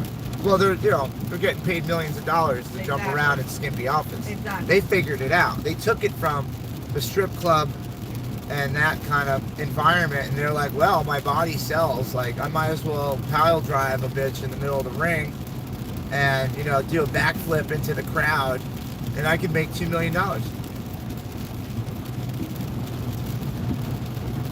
Austin 316, baby. That was my guy back in the day. Stone Cold. Because he had that I don't give a fuck attitude. Walked up, slamming beers. He's like, yeah, let's do this. That was my kind of guy. No bullshit. Because Stone Cold said so. We got Dwayne "The Rock" Johnson. Remember him? I remember the names. He's a movie star now. Yeah, The Rock. I never watched any of the rest. The Rock is a funny dude. I gotta say, man. I much prefer him doing the comedy shit with Kevin Hart Oh, he's hilarious. Those two together. than the wrestle. I'd rather have him doing the comedy shit with Kevin Hart, because them two together are fucking idiots. I love it. They jail off each other. Like, it would be fucking cool, because I know The Rock's online a lot. He's always watching shit. So like, hey Rock, when I do a panel one night, bro, Jump on my panel with Kevin Hart and do some funny shit. Please. Begging you. Come on here. Do some fun stuff with us. What the Rock Oh my god. is cooking. Oh, man. Ultimate Warrior. That was another one of my favorites, guy. He was just wild. I love those wild, couldn't control the guy. Like, they wouldn't listen to nobody. They did what they wanted. Those are my favorite guys that were wrestling. I loved watching those guys. Only till like I was like a teenager. And then I was like, this shit's all fake? The fuck? Andre the Giant, yeah. Andre the Giant. Remember the Lumberjacks? Then you had the Hillbillies. What were their names? The guys that ran around with 2x4s? The fuck were their names? Billy Bob? Pretty much. Then you had, there's a couple tag teams. You had Generation X. This is the one where they hit each other with chairs and shit? What? Oh, yeah, well, that's... Yeah. Then Cactus Jack. Anybody remember Cactus Jack? Before he was Mankind and Mick Foley. I watched him when he was in ECW. I watched ECW, it was East Coast Wrestling, and they were the most hardcore wrestling show that you could watch. Like, they would be hitting each other with baseball bats wrapped in barbed wire, putting thumbtacks on tables and doing ladder matches and going off 20-foot ladders on the thumbtacks. Like, I mean, you talk about hardcore hurting yourself. These guys were leaving with stitches every match. The Bushwhackers, yes, Beth.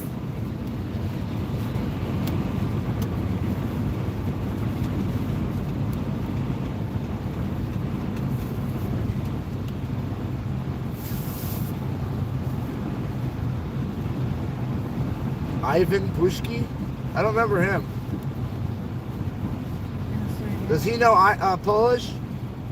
The Bushwhackers, man. The Dudley Boys, yep. See, you know RoboCop. You had Mick Foley and the Dudley Boys. That was cool. Dude Love, remember? Mr. Sacco.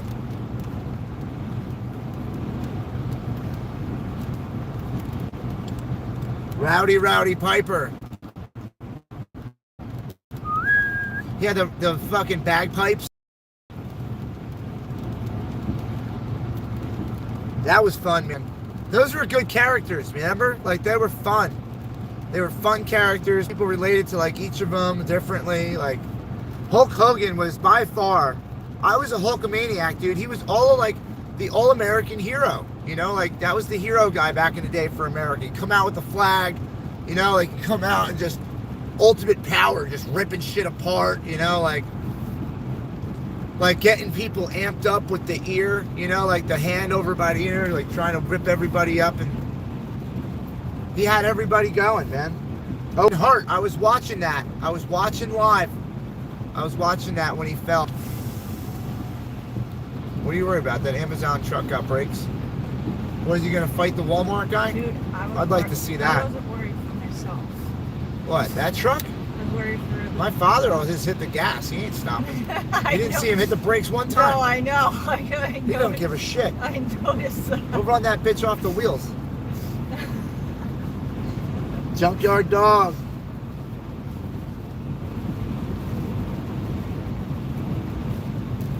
Yeah, Andre the Giant, man. People don't know the backstory about that guy. He was like, you know, he had a lot of health issues. Being that big causes a lot of pressure and things on your body. He had really bad joints. I think he had a heart issue. Where was he from? Austria or something? I think he was Austrian. Or something like that. But he had this very thick accent. Andre the Giant. Owen Hart, though, man. I remember Bret Hart. I remember them filming him afterwards, and he was a fucking mess. But I watched Owen fall.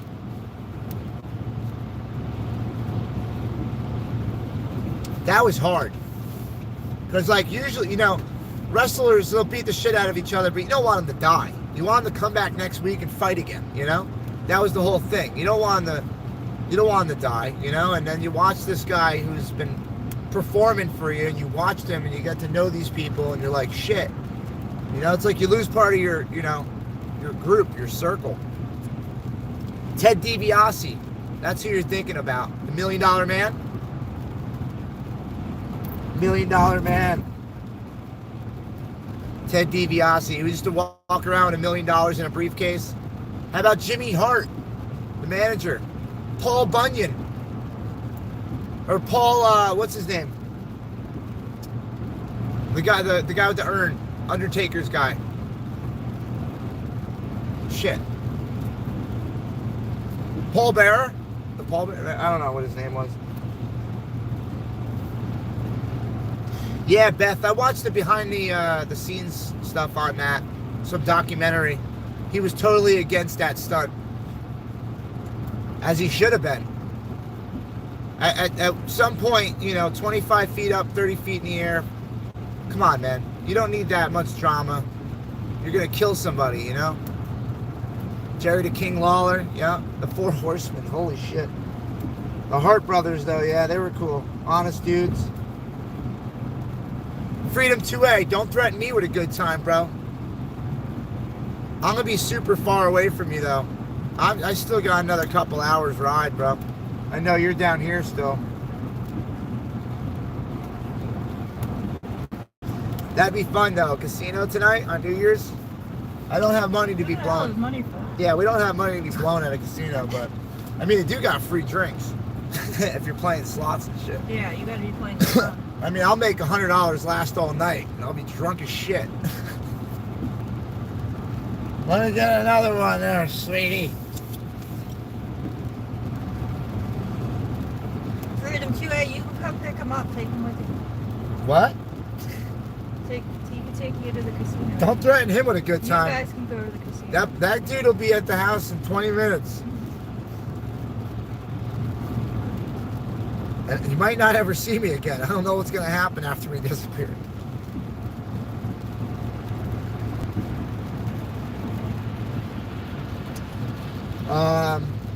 J-Dub, that's cool. I hope his car fails and he drives off into the woods. I hope, like, maybe his wheel falls off an axle. Maybe his lug nuts are loose or something and his tire just falls off, hits the guardrail, flips the rape van over the guardrail into the woods. They don't find him because it's so foggy out. Even though the car's on fire, you still can't see it. Everyone just keeps driving by because they're like, it's not my problem. That looks like a rape van. He probably earned that one. I'm surprised nobody's trolled him in real life and spray painted free puppies on the side of the van yet.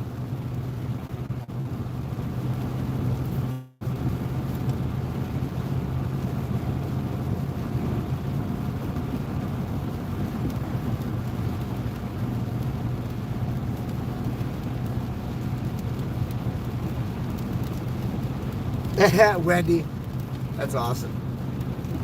I hope you got some good stuff for New Year's, guys. If you don't, go stock up now. Go get some good Chiba.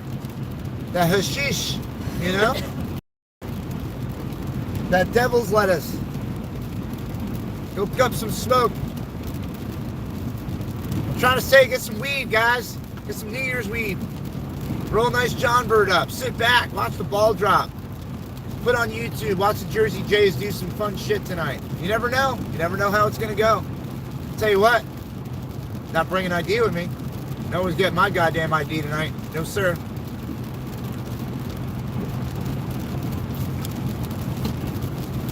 Yeah, Wendy. J-Dub, you know what I'm talking about.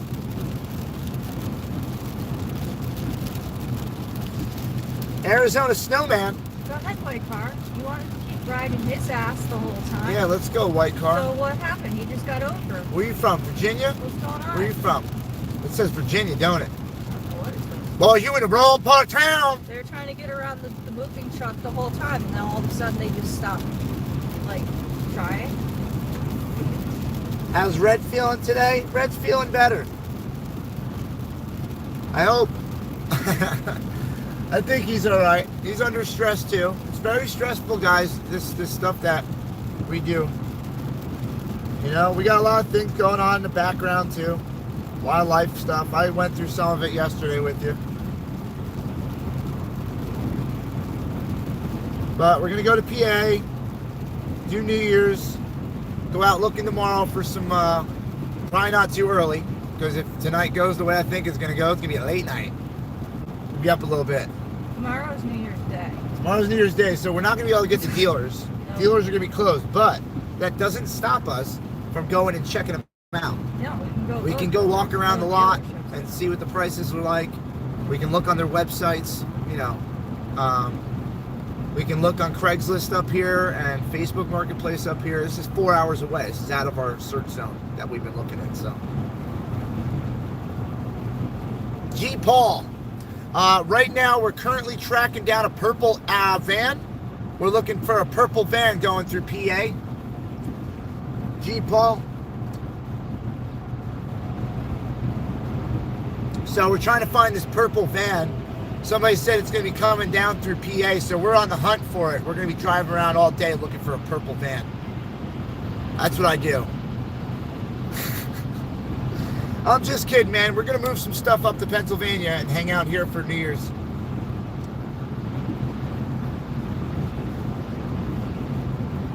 What does he need the van for? He stays in hotels and hotels. Well, that's his normal living quarters.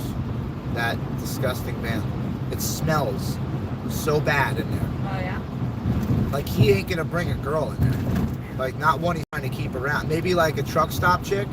A lot lizard, but, or, you know, maybe somebody gets incredibly intoxicated, but I don't think anybody normally would get in that van and be like, I feel safe here.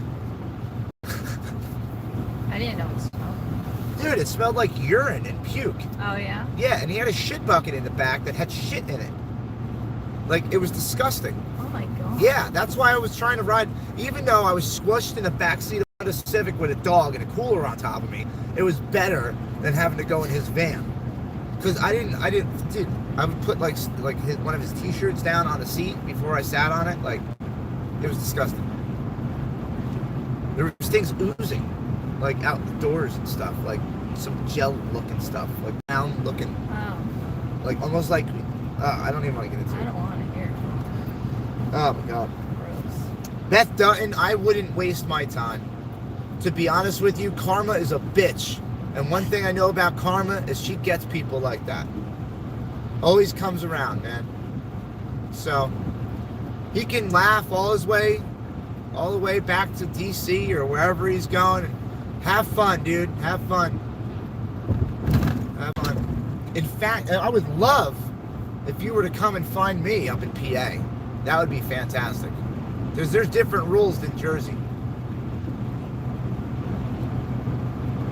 Shit, I might even send you the address we'll be at.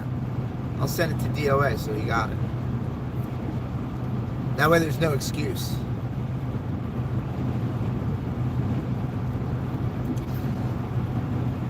Yeah, we're not out here for donos. We're not doing any of that. I don't have a channel so I can get money. I have a channel so I can try to inspire people and motivate people and show you guys new stuff and, you know, show you the news, whatever's going on in the area that the regular news channels aren't showing you.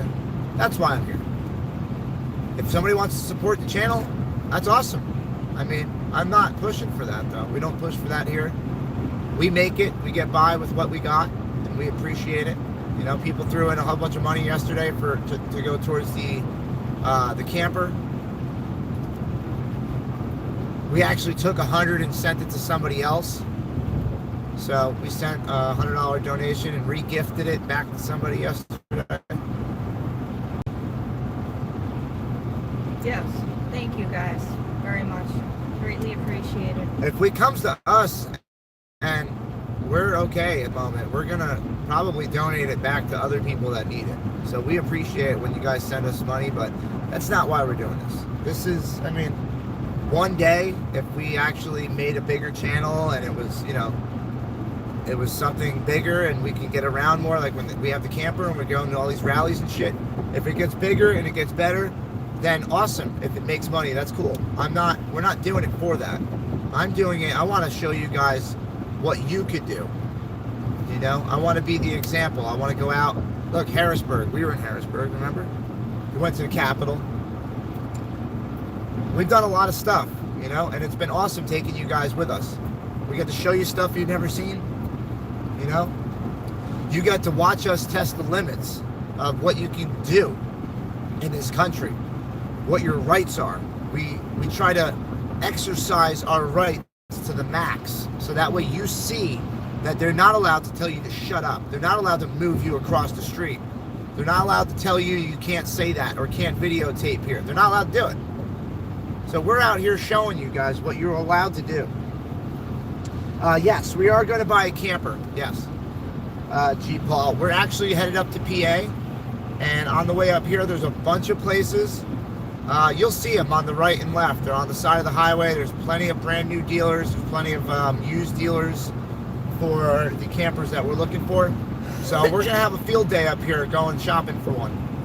But we do have criteria that we're living in between. So we only have so much money. It has to be a certain spec. You know. So we're going to try to get that done while we're up here. We only have a couple days up here, and this is our best opportunity to find a camper that fits us. But we're killing two birds with one stone.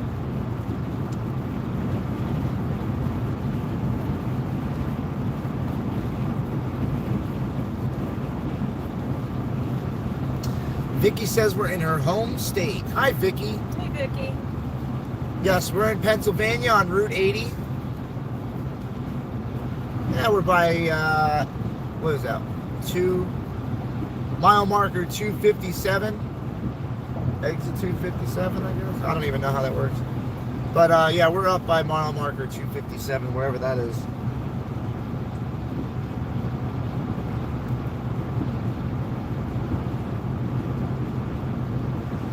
G. Paul, yeah, that's cool. I mean, if we do a good enough job to where, you know, people feel that we deserve to be paid for this, that's cool. As of right now, I consider myself a very low-end streamer. I have 6,600 people. I don't have 100,000. I don't have 2 million followers. You know, I don't have that, and that's okay. We're building. We're growing. Every day we get more subs. Every day we're getting better.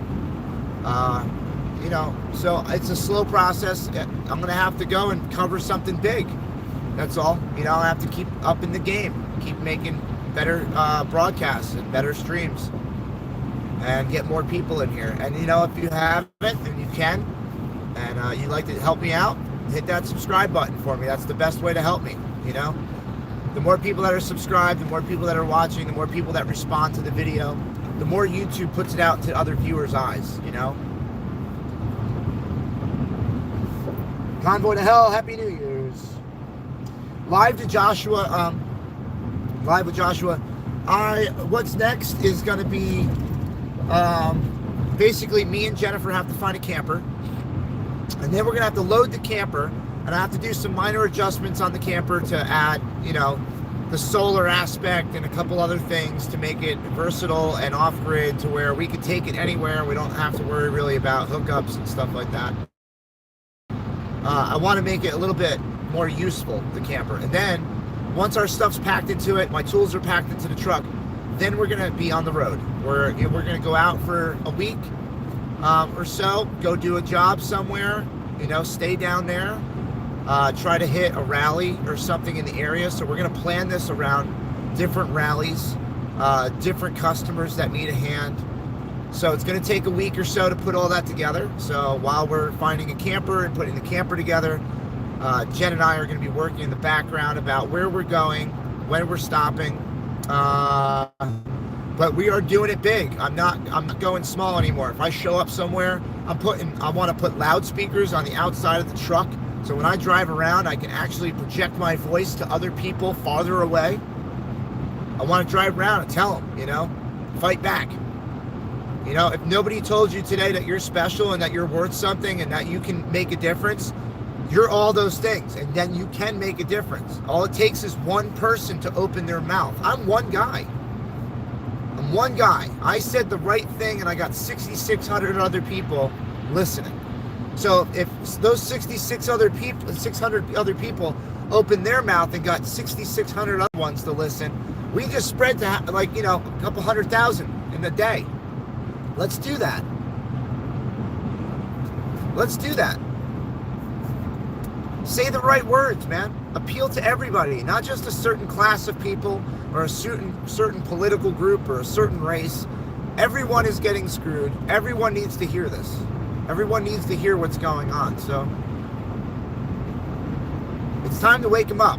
All right? Let's be the fucking alarm clock that America needs in order to wake the rest of them up. All right? Last year, we had a couple people waking up. I don't think enough did. I'm still walking around. I'm seeing these sheep out there with the face diapers on, okay? Not working. Not working. People are still getting sick. People are still going to hospital. They're still trying to push the damn thing on TV.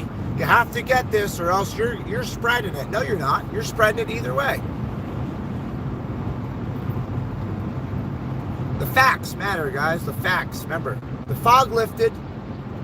Look at that. Just like that. We're out of the fog. There's those mountain ranges I was telling you about. It gets nicer. I'm hoping that it stays cleared up a little bit. Oh, Mother Nature. That's wonderful news. Mother Nature. That's great. How are you feeling, darling? Are you all right? Are you feeling a little better today? You sounded really congested last night. Want to make sure you're all right. I think you have to get like worse before you get better. Yeah, you got to get over that hump, you know. Wendy McLean, I feel like, you know what it feels like? Is me and Jen came home, okay? And I feel like that we're not doing enough. Like every day at the convoy or in Hagerstown or at AFC, we had something to do. You know what I'm saying? Like we got up, we had a little mission, we'd help out around camp, we'd do things, you know, we'd go out and get material for, you know, signs and go make signs or whatever.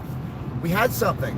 And like we came home and everything kind of slowed down and the work slowed down for me and things started getting harder. Some problems popped up. So the best thing we can do is go back on the road and help the people that we can get to. And there's plenty of them out there. There's plenty of you guys out there that need things done on the house. I'm not going to charge you $1 million to do it like contractors would. I'm going to come there. I'm going to try to help out. And hopefully with the support of the channel and the subscribers and you guys at home, maybe we can get some material together for these people. Maybe we can all work together and try to help each other. You know what I'm saying? Because I watched it happen in Hagerstown. I watched people come together and help each other. And there's people out there that need different help. I can provide a service where I can come to your house. I can secure your doors. If you're in a bad neighborhood, somebody kicked your door in one day during a break-in, it's never been fixed, I will come there and secure your door. Like, I'll come and fix it. No one will ever be able to get through that son of a bitch ever again. You know? Like, if you're in an area where you have, like, a roof leak, all right, your landlord's a piece of shit, won't fix it, I'll come and fix it. All right? Give me the job. I'll fix it.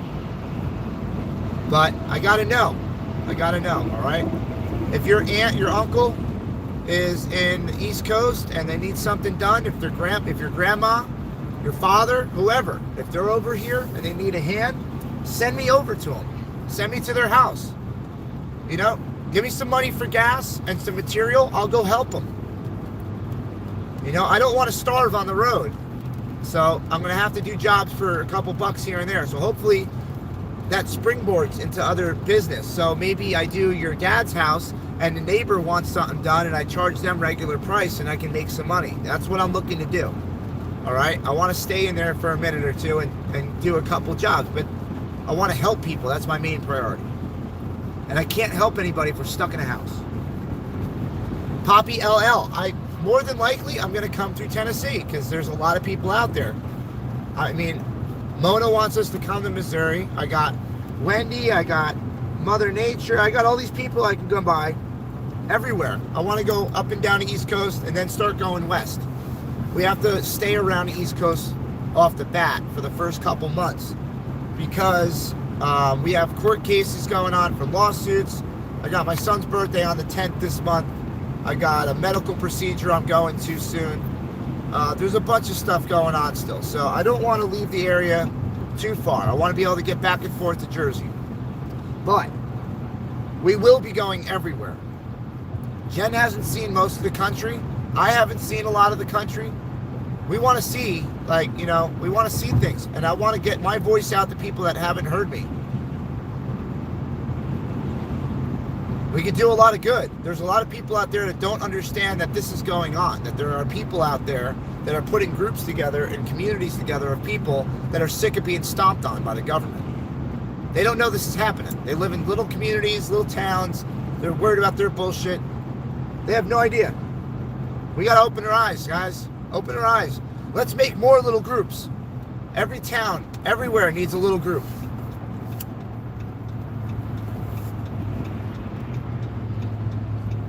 And then we take all those little groups, and on a certain day, we all get together. Maybe one day a month, we can all make a little trip to the capital of our own little cities. But put your little groups together.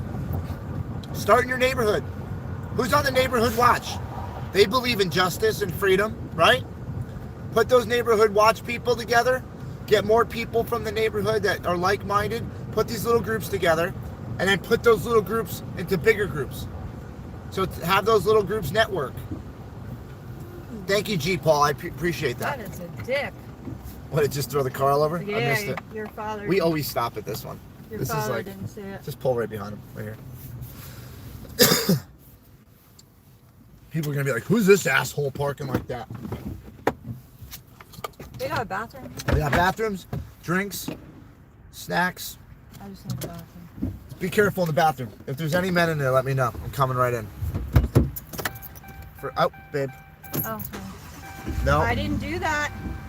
All I did. Oh, all right. Let's go to the bathroom. Get out of here. Oh, you take care of that. Just turn it off. You silly. You silly Willy.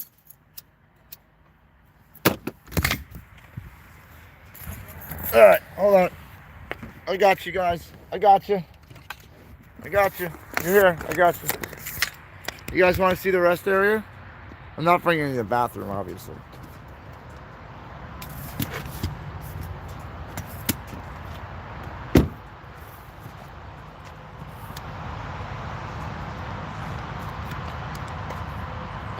Well, I need a new tripod now. I broke mine.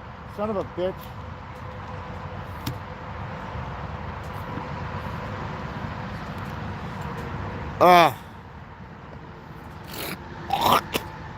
Excuse me. Sorry about that. I think there was coffee grinds in my coffee. That sucks. Yeah, extra coffee fuel.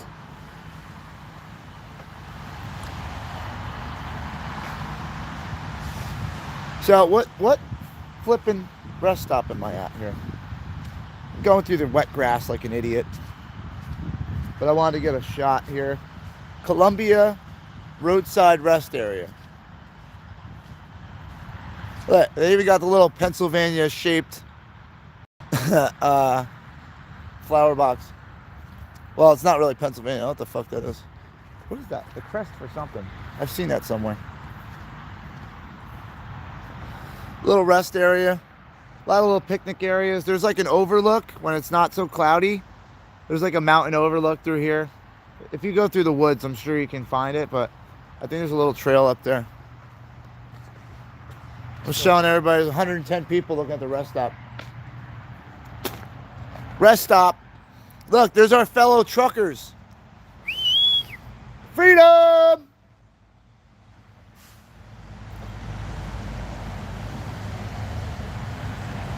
Horn on a stick. Give me the horn. Give me the horn. No, he won't do it. This is the rest area. People are sleeping. He ain't going to give me a horn. There's our freedom fighters. There are all these truckers out here, man. Where were they? We need them down in Hagerstown. Yeah, TL waits, right? What a great day to move. Rob Lasagna, what's up, brother? I'm glad to hear you're doing better, Mother Nature.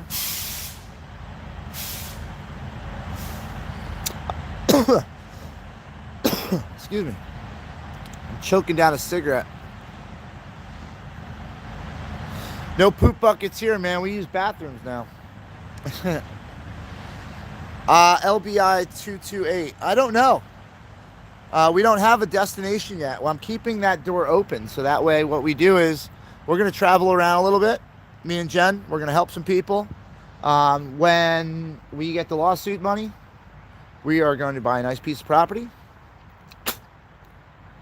So that's the next step. We're not there yet. That's a couple months away. So LBI, in a couple months, we will be doing lots. We're going to have a whole new channel dedicated straight up to the campground. I want to run 24-hour live cams there so you can see what's going on. You can see people running around having fun, you know, from far away up on poles and shit. I'm not going to get up in people's campsites. But, you know, you'll get to see the main areas.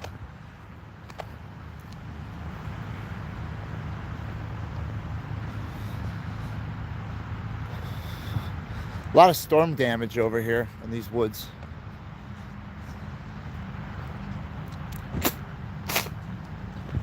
G. Paul, huh? Nah, no one got hurt. Not sure what the hell that's all about. Here. You need keys? Yeah. They're on the seat. There you go, mate. Oh, Bixby. Oh, yep. There we go. Alright, he's getting ready to haul off. Okay, guy. Oh, lawsuit. Yeah, Jennifer's lawsuit. She got hit in an accident and rolled the car. That's why her back's all screwed up. And there is a lawsuit in play. That's all we can really get into. But once that's over with, we'll be good. We're just waiting a couple months. We have to figure this out. So, I mean, it could be more than a couple months. I'm hoping not. But we're going to have the camper. So we'll be on the road. I'll be working. I'm going to be helping people. Jen be helping people. She's going to have her craft channel going. And we're going to be trying to help everybody and entertain everybody on the way. And every rally and protest that we can make it to that's something related to what we're involved in, we're going to hit. So I'm going to try to revolve this thing. Like Soup Mama's going to play a big part in this. I don't think she knows yet, but Soup Mama, I'm going to be hitting you up because you know where all the spots are at, all right? So I need you to cover the East Coast for me and see what's going on the East Coast. And give me some links, you know, even to some organizers on the East Coast. Maybe we can throw something. Maybe we should make something happen, Captain. You know what I'm saying? Thank you, G. Paul. You know, this is limit Jen to what she can do, so that way we don't overdo it. There are days that she does overdo it, and you know, we sit in the house for a couple days when she recovers. So we try to limit, you know, the amount of stress she's put under her back and neck. That's why you don't see her moving too much stuff and, you know, doing anything. It's because we don't want to injure we don't want to aggravate the injury.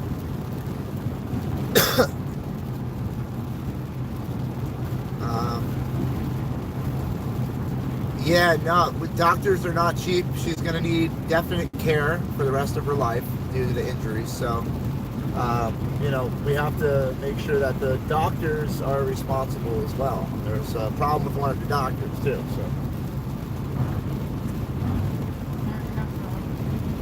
no, and G. Paul, we don't have to worry about any of the offers or anything because, like, Jen has a ridiculous attorney that, like, literally his case is bringing millions. So, like, he wouldn't have took the case if he didn't think it was going to be worth it, you know? And I'm not getting into anything else, but that lawyer is amazing. He's a really good lawyer. There's a whole firm working on it.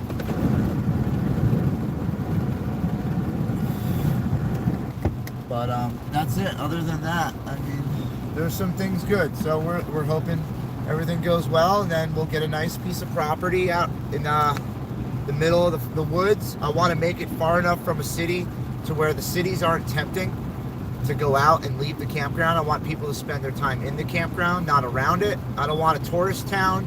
I want straight up camping, woods. I want wildlife, you know. I want to have deer and encourage, you know, wildlife on the property.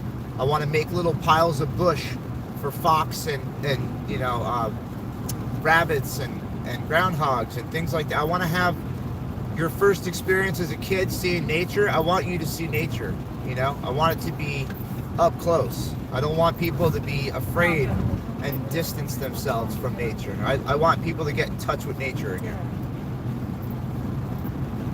But yeah, Soup Mama, I'll tell you what, that woman knows where every rally is going on everywhere, like all around the place. I mean, I'm talking about, she puts them up for Washington State, PA, Ohio, like everywhere, California.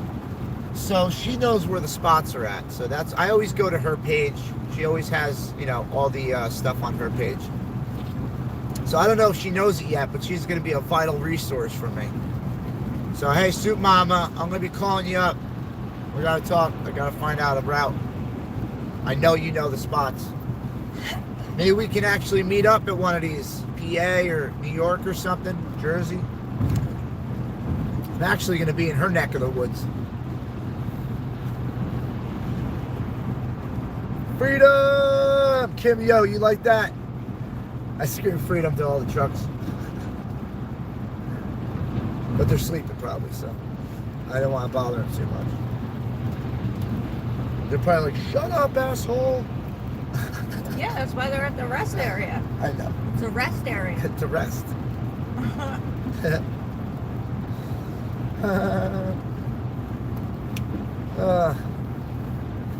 I'm tired. This ride's kicking my butt today. Maybe it was the moving the stuff into the truck. That was probably it. You think? I forgot I did that.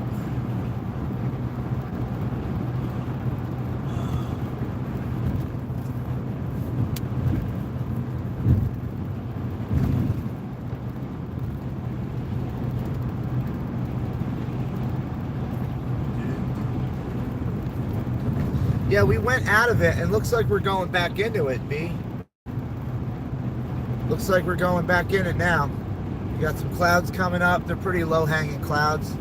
The system seems to be moving right with us. So, like, as we're driving, the clouds are staying over us and moving with us, which is weird.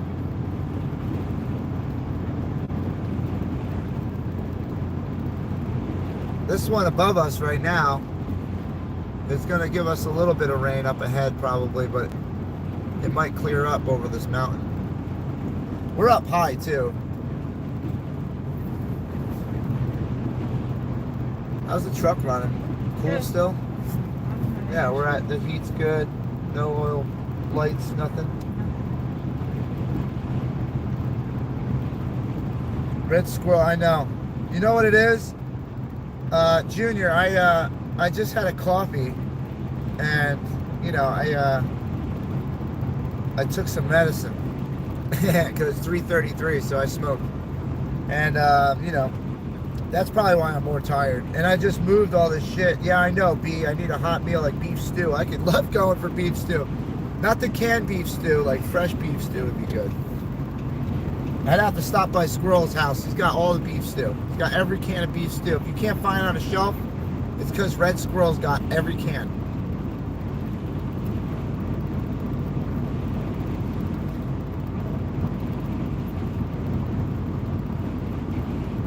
Hey, Dolphin Bear. Just tuning in. Nice to see you. Hit that like and share, subscribe button if you can while you got a chance. We're on our way to Pennsylvania to drop off some of our furniture at my father's house. He's giving us a hand today moving the rest of our stuff. Jen and I are going to be doing a live tonight for New Year's. We're going to go out and blow off some steam and have some fun. See what kind of trouble we can get into. We filmed an accident earlier. I pulled off an unexpected First Amendment audit. We've been driving through the rain. What else has happened? I don't know. That's pretty much it. I think you're caught up. Red Squirrel pops up. He goes, somebody say stew.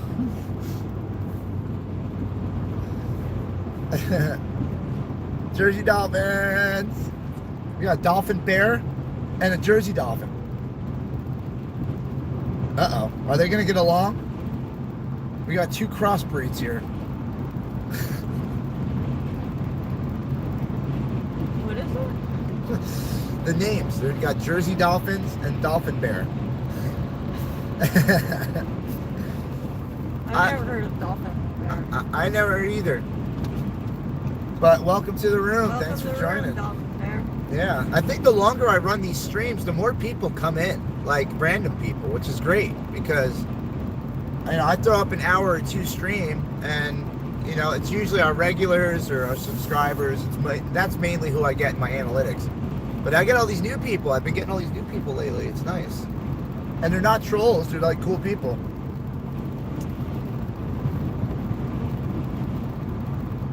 Dolphins are about peace, love, and understanding. Yeah, I'm totally random. So no, Dolphin Bear, welcome to the room. I encourage people to come in, hang out, check it out, hear what we're all about, you know. So we're on a little road trip. I don't usually do the road trips unless we're going to, like, you know, a protest or something. But we're moving today. It's our last day in Jersey. It's New Year's Eve. I'm trying to encourage people to come on our live later that we're gonna do. I'm gonna get up here and probably cut the live for a little bit, come back on later on in the night. Because nothing good starts till 10 o'clock at night when it's New Year's Eve. So we're going to come back at 10 and get everybody back in here and have fun. We're going to do some fun shit tonight. I'm telling you right now. If I'm going out with Jen and we're going and having a couple drinks, things are bound to get crazy. So might see a fight, without with me. I'm not saying I'm going to fight. Just saying might see some fight. Might see some crazy stuff. Who knows? I'm going to try to stay out of trouble. But it's New Year's, man. We got to party like it's 1999. Whoa! Watch out. What was that? That was a piece of wood dropping off the log truck. Okay. So let's get past the final destination. I would tell him that he's dropping wood, but I'm sure he's well aware of it.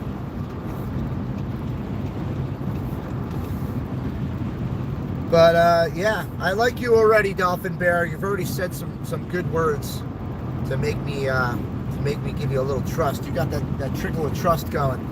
You're in the circle. Welcome to the Jersey fam. Woody incoming. What?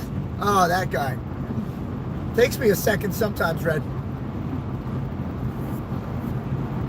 I love it though. Red squirrel in the room, guys. I mean, what is that guy doing? What are you doing, Pop? He's so tired, man, that guy. My poor father, he was busting his ass today moving furniture. He didn't have to. But my dad's the kind of guy that won't sit around and just wait. And I'll be taking some shit apart to, like, move next. And he's, like, trying to move big stuff. I love him to death. That's why I just picked the safe up and put it in the car. It's like, get the hand truck. Fuck it, just pick the safe up, bro.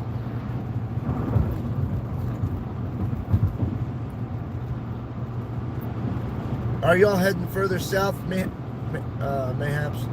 Woo, I'm in love Jersey. Well, we're going PA north. We're going north in PA, got another 2 hours or so. But we will be heading south when we do our Taking It on the Road tour, which is going to be basically, since you're new, I'll throw it out there again. What we're going to do is, me and Jen are going to go buy a camper with the money that we were going to put towards an apartment. Now, our goal isn't to stay in New Jersey, so we figured out that if we throw money in an apartment, get locked in for a year lease, have to pay our deposit to get out of it, whatever it is, we're going to lose money. So I want something physical we can have at the end. So we're going to get a little camper. We're going to fill the truck up with tools and some crafting gear for Jen, and we are going to hit the road. And what we're going to do is we're going to stop at subscribers and, you know, viewers' houses, and we're going to help them out for the bare minimum. We're going to try to get the channel to help pay for some material and, you know, some of the effort put into this. If I need to get a laborer to help me, something, I want to, you know, maybe we can utilize the family we have to help each other.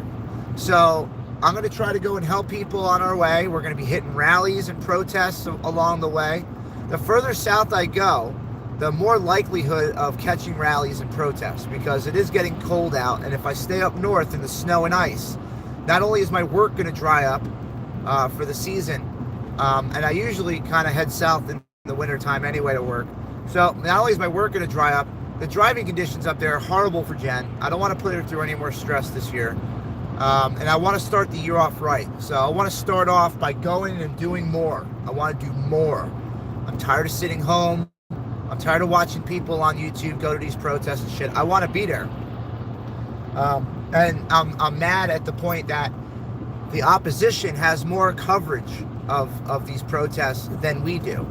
So I want to get out there. I want to teach the people at these rallies, the new people that don't know. I want to teach them how to get involved with live. I want to set them up with 50 subs, let them start a StreamYard, get them alive so that way they can go live and build a small family as well. We can pull all these people together and network, and we can take over. We don't have to worry about what Antifa is going to do. They have to worry about what we're going to do. That's what we need to do. Flip it. All right? Turn the tide. It's time that we stop fucking around. All right? It's not a popularity contest. This ain't about views. This ain't about money. Let's get back to freedom fighting. That's what we joined this for. I'm tired of hearing everybody pull up all these rumors and bullshit. Who cares? I'm not talking about it no more. After today, things are changing on this channel. We're not talking about the drama and the bullshit no more. I don't care who's fucking who. Whatever. Back to actually covering events. We're going to be going in and meeting subscribers, meeting viewers, and spreading the family, meeting new family, you know, actually being able to say hi in person and help somebody out that actually needs our help. I can't help anybody from New Jersey. And a lot of people have said, hey, you know, I would hire you to work on my house. That's great. I want to help people that need things done. You know, like I've been saying, like if your door's not secure, if your toilet, if you hadn't had running water in 2 years, you know, there's people out there suffering, flood victims, storm damage, things like this from all over the country. I want to go help them. So that's what we're going to do. We're going to take this on the road. So we're going to be hitting protests, freedom rallies, things like that, getting people's channels started up. So that way, when I leave the area, they can continue to cover the protests and the school board meetings and things like that. Let's help these people, all right? All right, because I'm not the only one with a voice. There's Angela read their own freedom family and get these people involved. And if they're good-hearted and they're in it for the right cause, we need to help them. We need to help them get their voice out. Now, I'm not going to be around all the time, so if we could set them up with all the resources they need to do what we're doing, you know, then let's do that. Let's set people up. Let's help them out. So I'm going to go to the freedom rallies, help with that. And I'm going to go to these people's houses and help, you know, work on their houses. So we're going to get a lot done this year. I'm not sitting home. I'm not going to be idle. I have a voice, I have abilities, and I want to use them. I'm tired of sitting around. So you should always record everything, Wendy. Absolutely. The cop was like, what are you doing? I'm filming for a local news channel. Well, who's the news channel? It's a local news channel. Don't worry about it. You're part of the fuck story now. We need to stay in line with what we're doing. We can't get sidetracked. We can't allow these people to get in our heads and our ears on the side and start conflict and disorder and disruption. We're not doing it no more. I'm not doing it. I'm not participating. Just like I didn't participate in the project that the government put on us last 2 years. I'm not participating in this shit no more. And that's going to be a conscious decision that we all have to make. We're feeding the fire. We have to stop.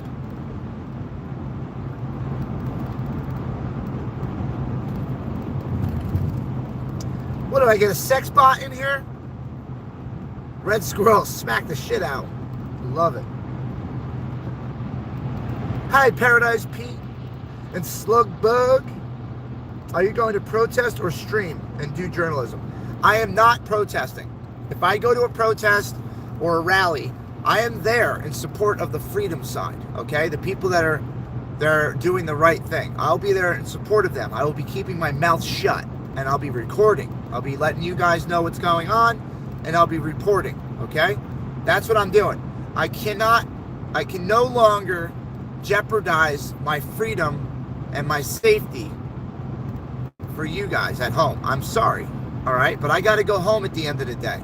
I do. And as much as I would love to get in a cop's face and telling them the business, I can't jeopardize my freedom. I'm a better asset to you guys if I'm recording and showing you what's going on and letting the freedom fighters do their job, right? Because I don't always have to be the front line person.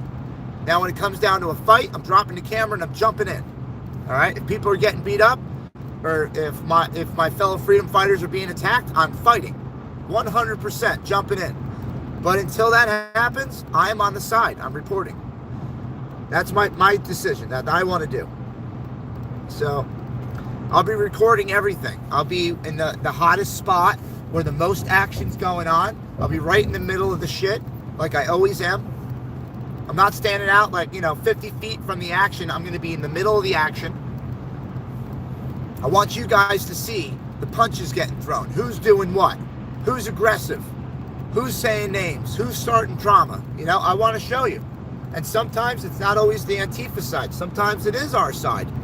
And we have to stop that bullshit. We're better than that. We don't have to do that. That's bullshit. We don't have to go and stoop so low and start name calling and shit. Who cares? What we have to do is tell the general public what's going on. We have to look like the sane ones, guys. We can't look crazy out in the street like them. We have to look like the sane ones who have the right message to the people.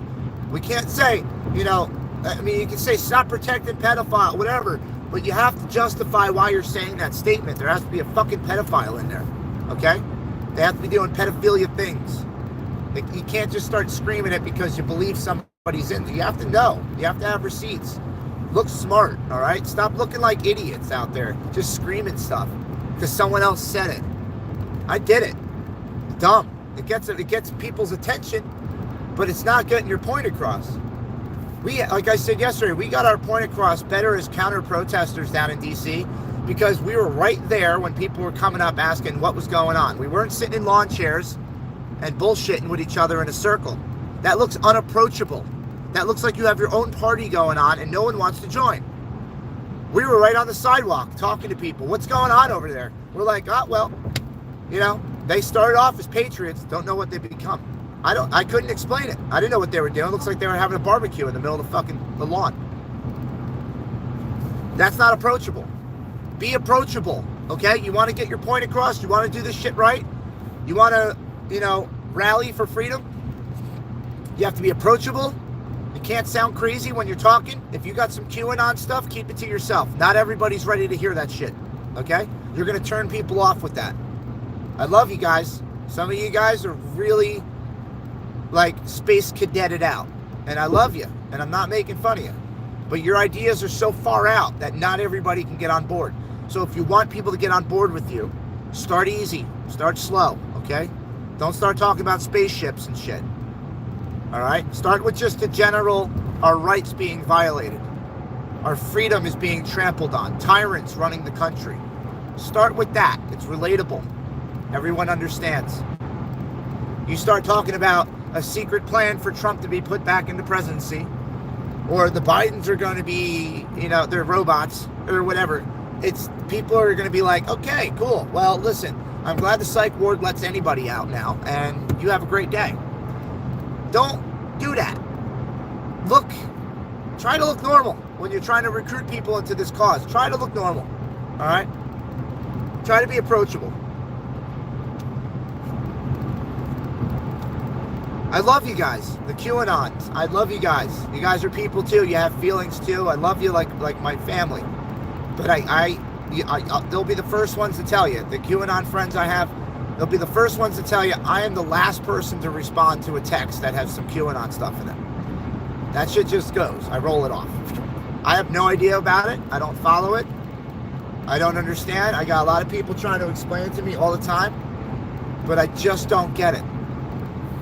All right? I don't. I love you guys. I don't understand it. All right? Most of this stuff that you guys talk about are pretty far out things that if they were going to happen, I would have hoped they would have happened when you said they were going to happen. Now, they're not happening when you say they're going to happen. And my dad was just testing out the Rumble strip trailer real quick, making sure they work. And now they kind of look silly, like when you say things are going to happen and they don't happen, it kind of looks bad. So sometimes the QAnon stuff, it's easier to just keep it to yourself. Let yourself know it.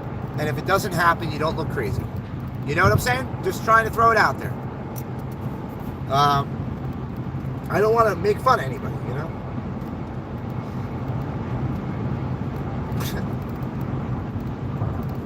I've been watching you guys all the way from the beginning. I'm so glad to hear you say all this.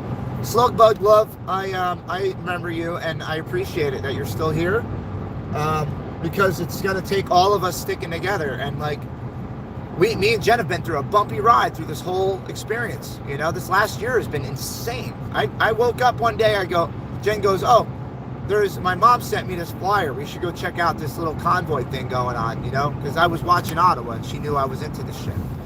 So we go and look at it, and I'm like, all right, well, let's pack for, you know, a bug out situation, and let's see how long we can stay out. And we did, and we stayed out as long as we possibly could, which was we outlasted our supplies. We went home because there was nothing to do before we ran out of shit. So when it comes to that, we did great.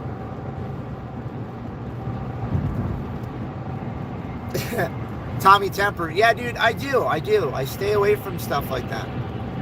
I don't understand it. I don't know enough about it. I haven't been following it. And people could sit there for 2 days and try to explain it to me, and my mind doesn't want to understand it. My mind is more of a rational, proof is in the pudding kind of guy. Theories are great. I'm all about, you know, the scientific process. Theories are good. Conspiracies, I'm a little turned off from, you know. I have my own ideas that can be considered conspiracies, but I rarely talk about them. I rarely bring them up. I don't want to sound unappealing to people. I don't want them to think I'm some crazy guy talking about crazy shit. I already do that enough on other stuff. Yeah, I know. And with that, it's not anything against it. Some of their shit that they've been saying, it has come true. But it's not just stuff they say, it's stuff that everybody says that Q people say too. So it's, I don't know. My thing is I heard rumors when I first got to Hagerstown about this Q thing, and I didn't understand it. I saw it on the truck, and then my friend popped up with a shirt, and then this other girl was talking about things. I'm like, man, this shit is wacky. You know, like, it's a little wacky. I'm sorry. I just don't get it. And that's just not my cup of tea. That's cool. It could be yours. I'm not busting your balls. To me, it sounds a little wacky. So I'm like, you know, I'm going to stay away from it. That's it. That's all I need to do. You think that way, that's awesome. I respect your process of thinking that way. And as long as you respect my way of thinking, that I don't have to think like that. But, you know, I'll be more than happy to entertain somebody in a conversation when they're talking to me about it, and I'll be respectful and, you know, listen. I don't have to believe it, you know, but I'll listen. Cleo 3166. We're on the hunt for a purple van right now. We are cruising up and down Pennsylvania to find a purple van with spray paint on it. I'm just kidding. We are actually heading to PA to drop off some furniture up at my father's and spend a day or two searching for a camper. We got Mother Nature in the room. Is she feeling better? Mother Nature says she's feeling better. I hope so. Coco says, those were fun and authentic videos, came a long way in the last year, and I feel this year is going to be great for you and Jen. Oh, thank you, Coco. I appreciate that. Coco. That's really nice of you to say. I mean, we're really hoping to get something done, you know. But Cleo, we have, you know, an ultimate plan that we have in effect. Most of the chat knows about it already. We're going to be traveling up and down the East Coast to start. We're going to be doing odd jobs for people that can't regularly get the jobs done by a local handyman, or the handyman in their area has fixed things and it looks like crap and it acts like crap and it's crap. So I'm going to go replace things and fix things for underprivileged people who can't afford it. Hopefully with the support of the channel and the subscribers and everybody, we can make it happen. But me and Jennifer are going to buy a camper. We're going to cruise up and down and hit rallies and do odd jobs for people and try to help them out. And that's what this year is going to start off like.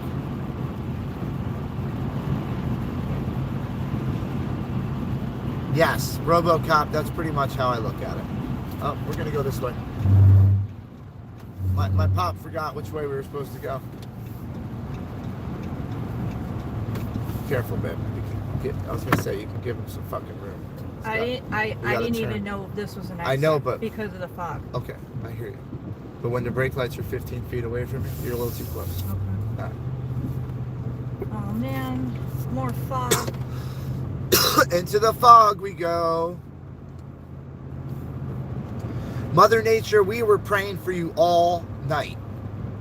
I don't usually do it like that. Like, I don't literally sit there and think about it more than once. You know, I do my praying and I'm like, yeah, you know, I'm praying for you and I'm hoping everything gets better. But last night I thought about it like 3 or 4 times while I was trying to go to sleep. So right up till I fell asleep, Mother Nature, I was thinking about you. You and your husband and the rest of your family that got exposed.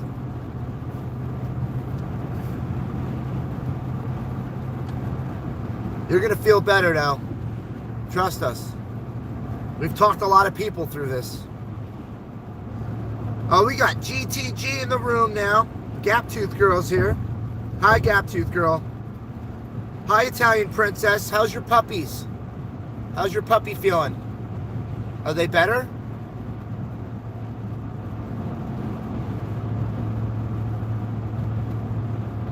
Oh, she has the husky, right? Italian Princess had the sick puppy last week. Or the week before? Last week. I can't remember. I think it was last week. But we were hoping that the puppy got better too.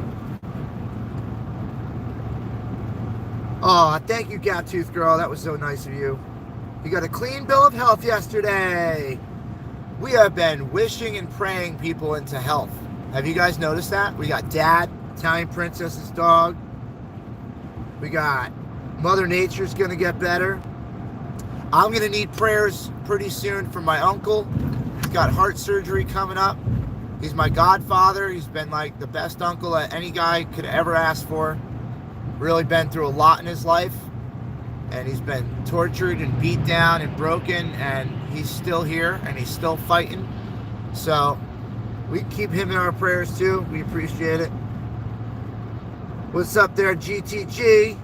You've been catching some of these shows? It's been fun. I got the phone at 5%, so I highly doubt we're going to stay alive here, but we're going to try it. Let's see. Hopefully we get some power into this thing. 4% because I plugged it in somehow. How to flip that happens. Jersey J, do you have a favorite stream that I have done? That's a very good question. What do you think would have been the favorite, babe? The Peace Bridge? That's one of my favorites. Well, I thought your favorite was when all the trucks came in for the first time. To the Speedway. Nah, man. I think the Peace Bridge was an epic day.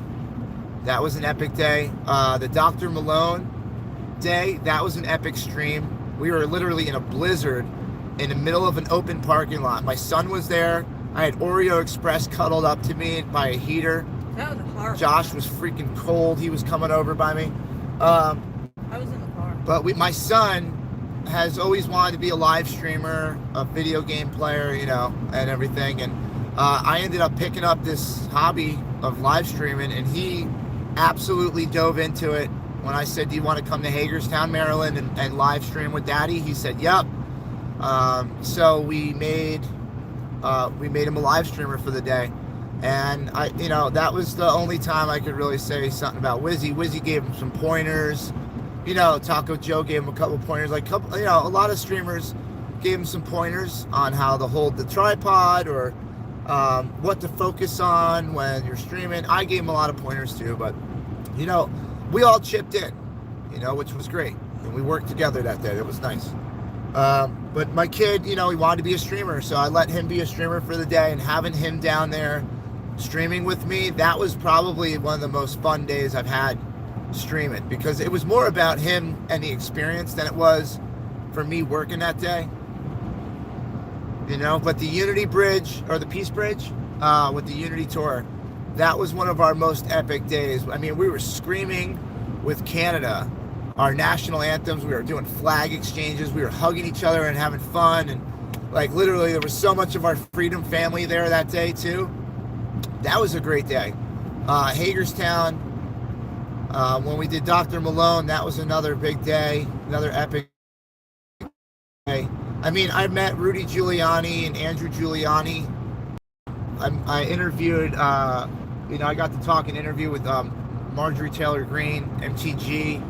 I talked to General Flynn's son. I got to get footage of Eric Trump.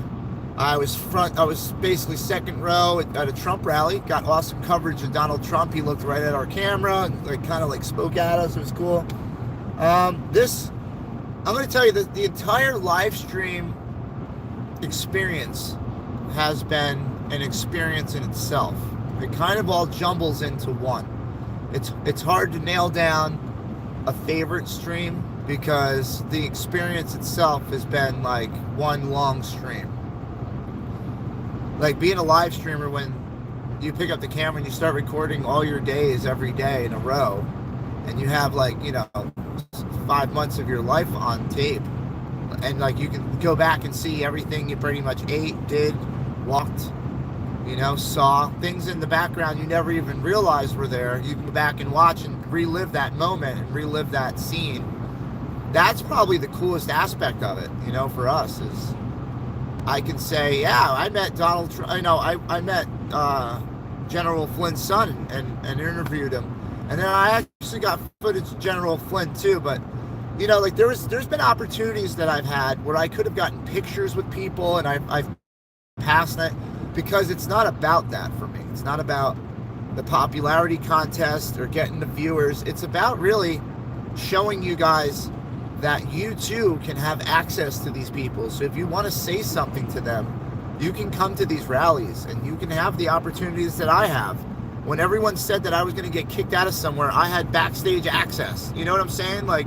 For everyone that said I was going to get arrested doing something, I got closer to the cops. You don't have to be afraid. You don't have to listen to that chatter in the chat. You don't have to listen to the... You can go there and push the buttons and experiment yourself, just like we have. And if anything happens to you, you have your freedom family to help you. We'll help find lawyers. We'll help bail you out. We'll help, if you're doing something for the right cause. We are here now to support each other. That's what we're here for now. Gotta be out here helping each other. We got 8 more hours, Red.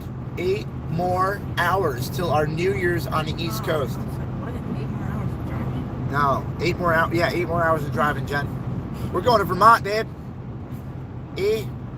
Right on the border, Go hang out with some Mounties tonight there, in the woods. We'll have a little field party there, A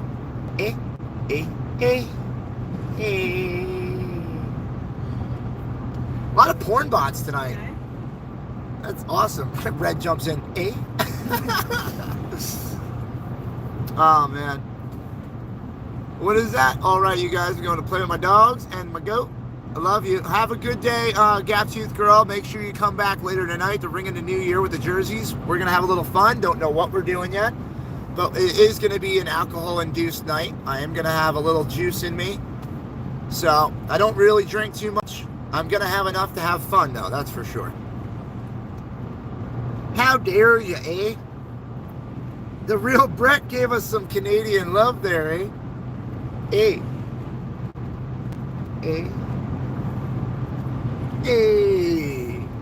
Yeah, we can do a Canadian Fonz. Be like, Yeah. You're close. Hold my cooler. Awesome, Gap Tooth Girl. That's cool, man. I'd love to have everybody in the room. Let's get the Freedom family together for an awesome, epic night. I don't know what we're getting into. I mean, I turned on the camera today just with the intention of showing you guys our cloud ride to PA, because we're literally driving through clouds. But we ended up showing you a First Amendment audit, an accident, showing us our moving. Once we get up there, you never know. There's still a couple hours to go. We could still run into some problems. Never know. My father got to stop testing out these rumble strips here.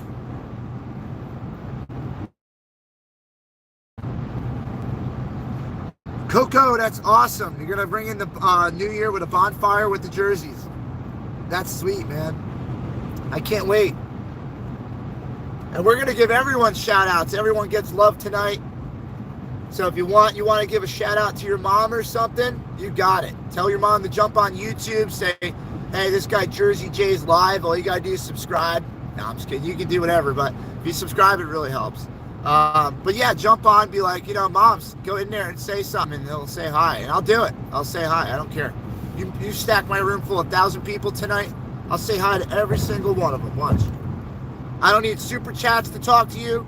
I don't need donations to talk to you. If you're in my room and you support me, you are just as much of this family as anybody else. I do favor a couple of you, though. There's a couple I favor, like, B and Kim Yo and all that, and J-Dog, and, I do favor a couple of you because you're my close circle. You guys have been around since, like, literally the first couple subs, and I can't show my appreciation more for you guys, really. My love for you is immense, and if this channel ever does take off, like, my mods are getting monetized. Like, I will monetize my mods and make you a part of the show. Like, you are getting paid. If I get paid for YouTube, like, I'm not right now. I think I made $100 in the last 3 months, and like, I don't get paid till after $100. So I haven't made anything from YouTube, and that's cool. The donations I get, awesome. But you'll be affiliated. I'll make you an affiliated partner of the show. So when I get paid, you get paid. That's what I'm doing for my mods. I got to build the channel, all right? But I promise, when the channel makes it and we actually start progressing and we're getting out to people and we have a good following, I'm throwing you guys cash for helping me this whole time. I am. I don't give a shit. I'm helping you out because you've helped me out.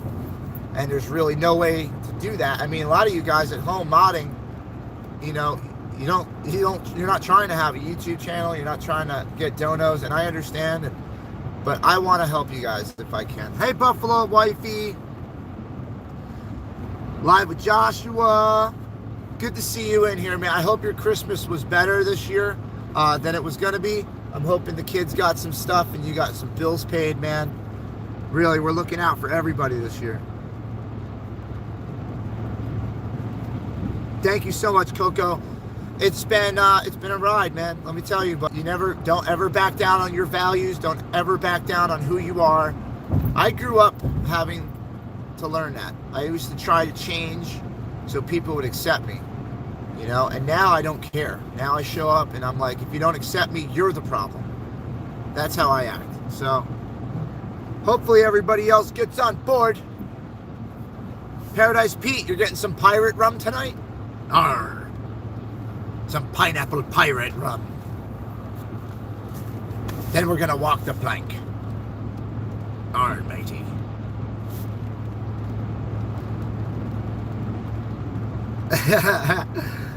Oh, Coco, you're funny. Yeah, listen. And some people like Red are absolutely needed, okay?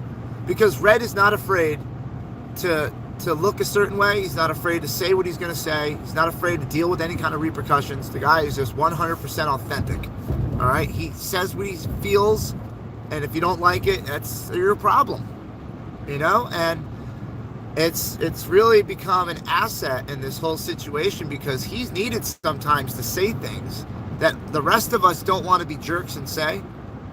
And sometimes I'm the guy too. Sometimes I'm the guy that's needed to say something, and that's why me and him vibe so well together, me and Red, is because we don't care. We're from New Jersey. We're outspoken. We don't give a shit about your feelings. If you're harassing us, we're gonna come right back at you and harass you, and we're gonna smoke you. But Red, he's great. He's got this dark humor, like Junior's saying, and he's got a great following, man. I mean, the guy pulls 300 people in his room. And he's literally talking about camel cocks and banging dead moms. I love it. But it's fun, Yeah, I mean, listen, sometimes he says the wrong shit, and we hear it, and we're like, but you said that. And he's like, yes, I did. I said it, and I was wrong, and I'm sorry. Then what? You can't keep bashing him for it. I mean, Everybody makes mistakes, and in this world where you're finding things out and things are happening real fast, some people slip and say some shit. You know, I mean, Red really goes in sometimes. I love him. He like really goes in on people, and then he's like, I'm just kidding. Oh, it's awesome. But you know, that's Red, man. Either you like him or you don't. You know, he's not asking for your love. You know, he's asking that you spend some time there and understand him. You know what I'm saying? He's asking that you hang out for a little bit and don't let one of the things he say turn you off. I mean, he says some shit, but there's some good stuff that comes out, man. Like some really good stuff that gets exposed on that channel. And it's needed because we don't want people at home that have been, you know, spending money to be sending it to the wrong spot or to send it to people so they can go on vacation. This is about supporting freedom and the freedom movement. And that's what these streamers started out with. So, you know, if you guys are watching somebody go to, let's say, Universal Studios, and they're spending the same amount of money that was donated, you know, coincidentally, for hurricane relief, I want you guys to know about it. And if nobody's talking about it and they're not bringing it up as the streamer, we're going to bring it up. We want to bring attention to it because those kind of things do matter, all right? We don't want you wasting your resources so somebody can have a party. Go get in a hotel room and spend $300 on liquor. That's not what this is for. This is not what any of this is for. And like, you could be a stuck-up dumb piece of shit and say, oh yeah, well once it's donated to me, I can do whatever I want with it. That's a fucking asshole move. Asshole move. You lose. There's no way you look nice anymore. Sorry. That's an asshole move. If somebody gives me a donation and it says this is for you and somebody else to split, I split it with them. Ask Red. He'll tell you. Ask anybody that I helped. Red Mama, Chip's mom, Buy with Joshua. I sent the money that was sent to me. That's what it's supposed to be done. Like, if there's a purpose for the money, it has to go to the purpose. Preferably as fast as possible. These people shouldn't have to wait. It's called being honest. You have to set the example. I set the bar high. I'm very quick with my shit. You donate it to me, Jen's on it. As soon as it hits the bank account, it's over in your hands if it's for you. Because you shouldn't have to wait for it. I didn't. The people sending it didn't.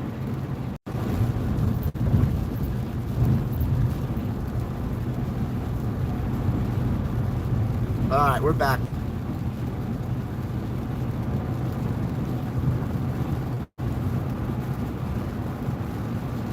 I lost my train of thought because the damn thing died.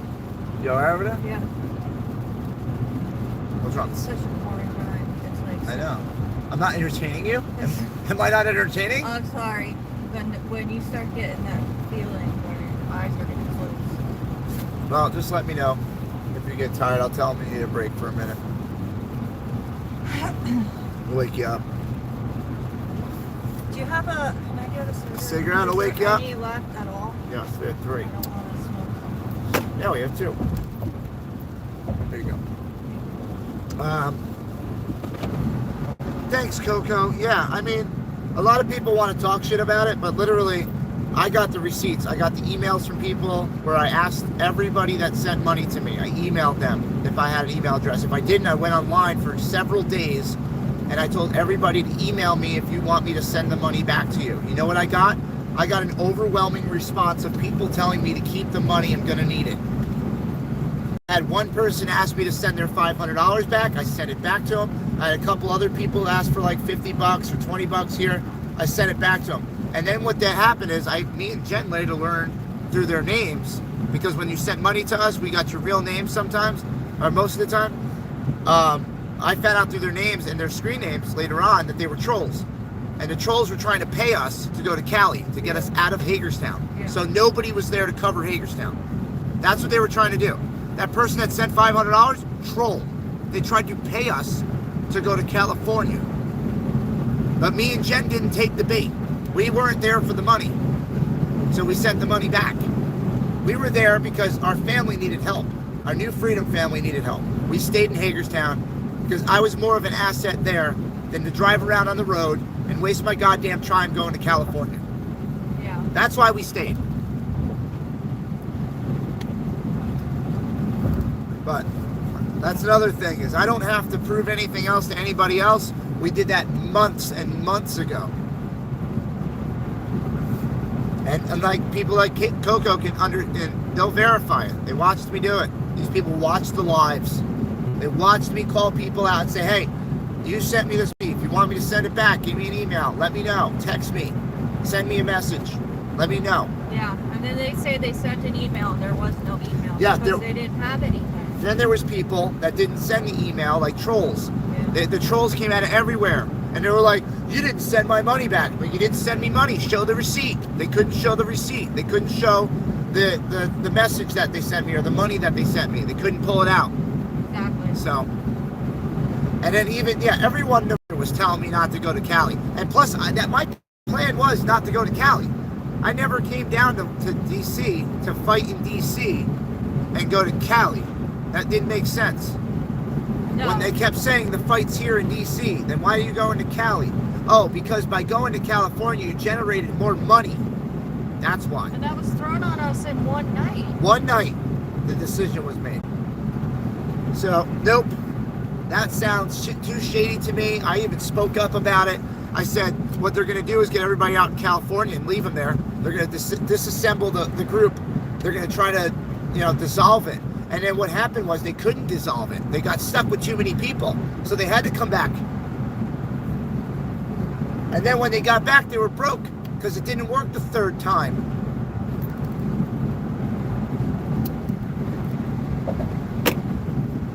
What they did was they took a really good thing and they destroyed it by leaving Hagerstown.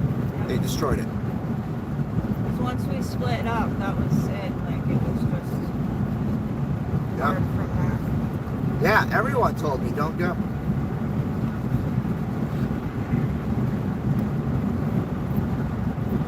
I know, Faith. I know. Listen, I support the fight. I support the freedom fighters involved with the fight. I do not support some of the organizations. And that's because of some shady leaders. Shady leadership. I don't support some of the organizations out there because of the shady leadership. That's it. Other than that, man, everyone out in the fight, the people that are doing the right thing, the ones that are putting posts up about where the next rallies are, or sharing the content that we create, or the ones actually out there live streaming and doing this, like with me, like those guys, how do you bust those balls, man? I can't say nothing bad about them. They're trying, you know?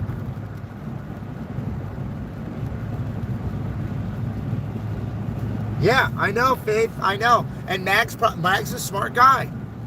You could tell who the smart people were, right? You could tell. Because they didn't go. Not saying everybody was stupid that went, but I'm saying the streamers, the people that could read into the bullshit, they could see the holes in the stories, they could see the weird parts that no one else was picking up on. They stayed. They didn't go. I'm glad I didn't go. I would have got stuck there. The car would have broke down. The car would have broke down. TPC wouldn't have paid for it. I would have been out of car and stuck out in the middle of the West. That's all it was, Coco. That's all it was.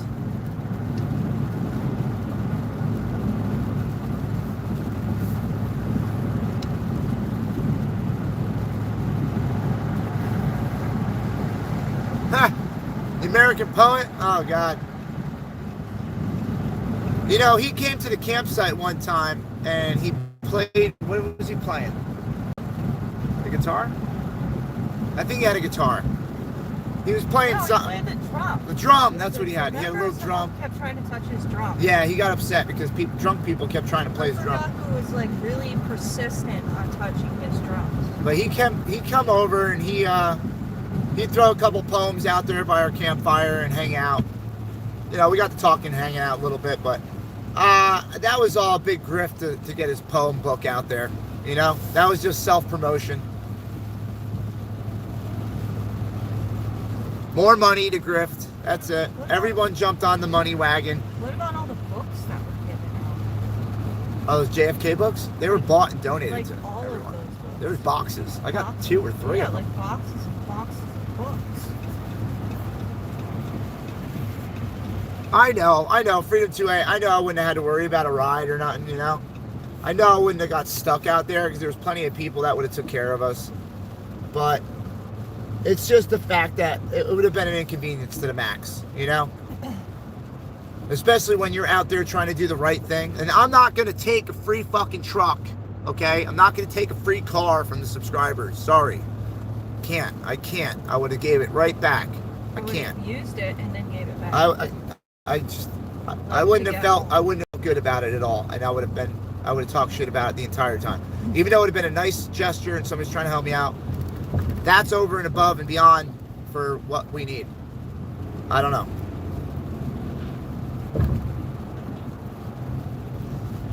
Junior's got 2 books.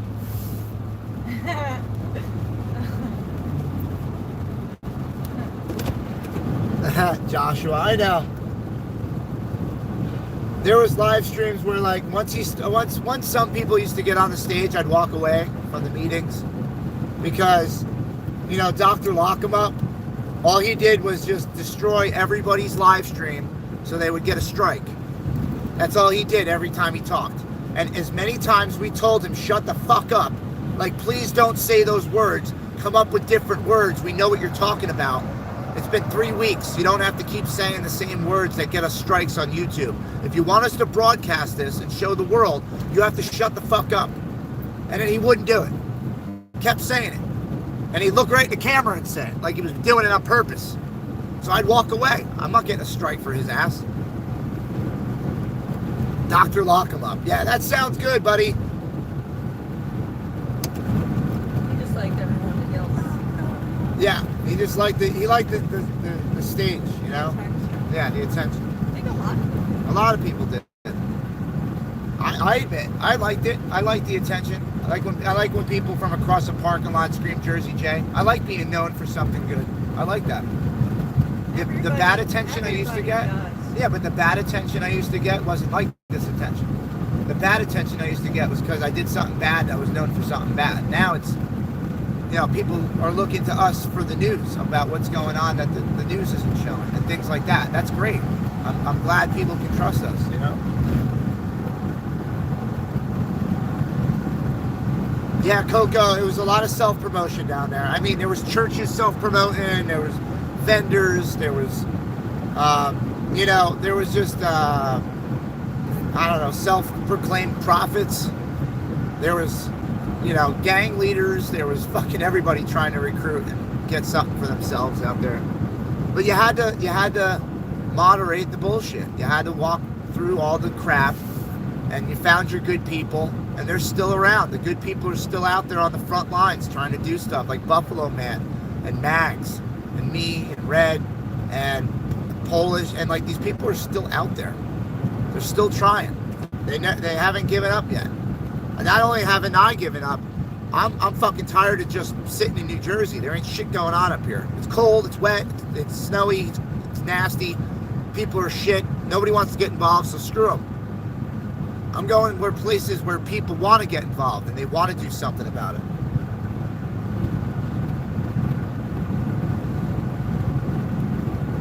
Yeah, Buffalo Wifey will tell you. That's how you get your first misinformation strike. Was that?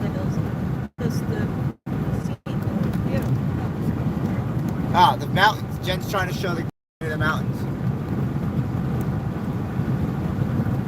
It's a surreal landscape when it's nice out, you know? It's a different kind of landscape. It's just like, it reminds me of like untouched nature. There's trees and mountains everywhere. And in the valleys, it's all farmlands and little towns in between. It's just so old-timey. It's like patented, you know, country living. It's beautiful. I love it. You know, they're starting to industrialize some of these areas with some warehouses and stuff like that, but for the most part, you drive into these little towns and it's the old churches and the main streets and, you know, the factories and the barns and, you know, these 100-year-old houses, these 200-year-old houses. You know, some of these are straight mountain people. been living up here for centuries. I love it. I love these people. I get along with people up here way better than New Jersey.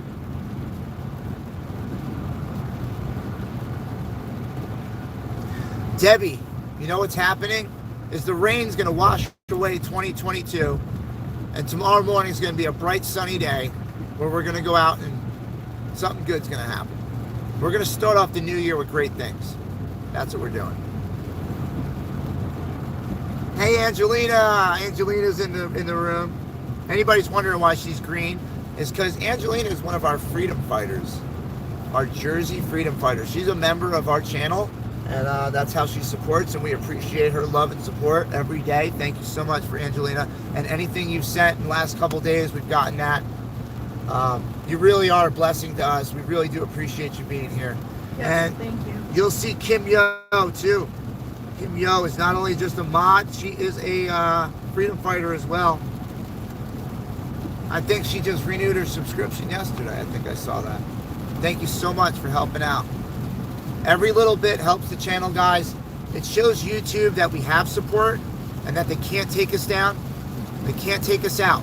As long as we have support, it's a harder time taking us down. We have more to fight with, you know? So we do appreciate every single thing you guys do for us. If it's offering somewhere to live, or just 20 bucks for gas, or whatever it is. Like, it's really above and beyond anything I've ever expected to have from a channel. Yes, thank you guys so much. Is Florence here? Oh, Georgia girl's here. Florence Scott in the room. Hey, Florence. Yeah, Faith, I'm pretty sure he was doing it on purpose. He had every opportunity. I mean, everyone talked to him. Everyone. Me, Alex Glasgow, Wizzy, Taco Joe, G, Sasnak. Everybody talked to him. Can you please stop saying those words so we can record you? Because we'd be muting him. Everybody'd be muting him as soon as he popped up. Nope. Lock him up. I'll lose that footage. That's cool. I don't care about chanting lock him up. If that guy's going to, every other word out of his mouth is a fucking YouTube strike, why am I going to record you? It's almost like they were doing it on purpose to get it taken down off YouTube. And I hate it. Because that's making me think they really didn't want to make it work. They just wanted to make it work enough to get money and then have it fail. That's what I think. I'm not about that shit. If I'm involved in the freedom movement and you get in my way, I'm running you over. I will take you out. One way or another. I'm not letting people stomp all over this movement no more. I'm sick of it.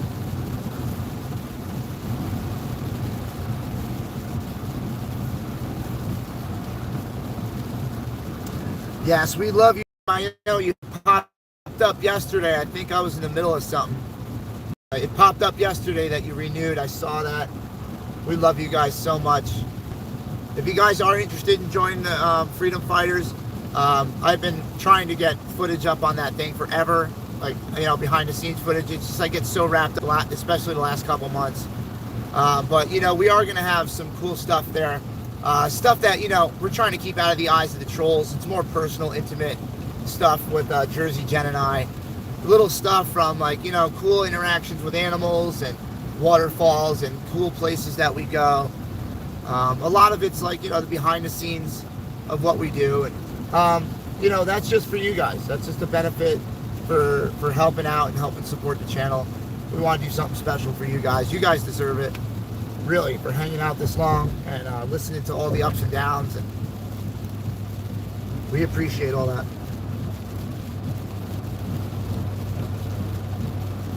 And Joe D's been here since the beginning too, man. So cool.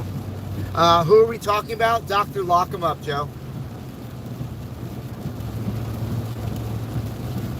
LBI, yep, and I called it too. Remember?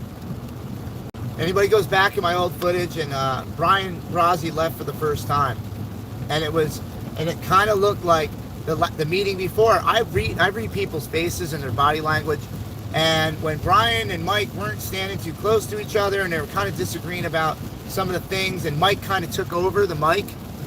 That was the Mike. Remember, Brian was giving Mike the mic more, and he was talking more, and Brian was kind of coming on at the end with the, you know, the praying and you know, they work for us shit. Brian was starting to back out a little bit. I seen it. And then he went home, spent some time with his family, which I understand. And it's a good excuse. But I read through the bullshit.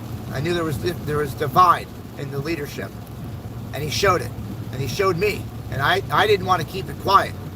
Because if you have thousands of people following this leadership, they should know what's going on with the leadership.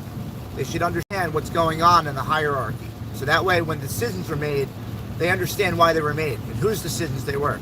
Brian Brazzi, after he left for the first time, lost complete decision-making of anything that happened with TPC. He wasn't involved anymore. He was informed about what was going on, but he was not involved with the decision-making. It was Marcus and Chris Young and Mike and whoever else was in the back. But that's what happened. When Brian pulled away, that's when things started going down, and I started talking about it. Because there is no reason why I should have kept my mouth shut. Something bad was happening. A lot of people, their lives, their money, everything that they invested into this freedom movement, all that was in jeopardy. So yes, absolutely, I'm going to say something. I'm looking out for everybody. Not TPC. I'm not looking out for them. They weren't looking out for me. I was their security. So, by having these cameras going all the time, 24-hour surveillance.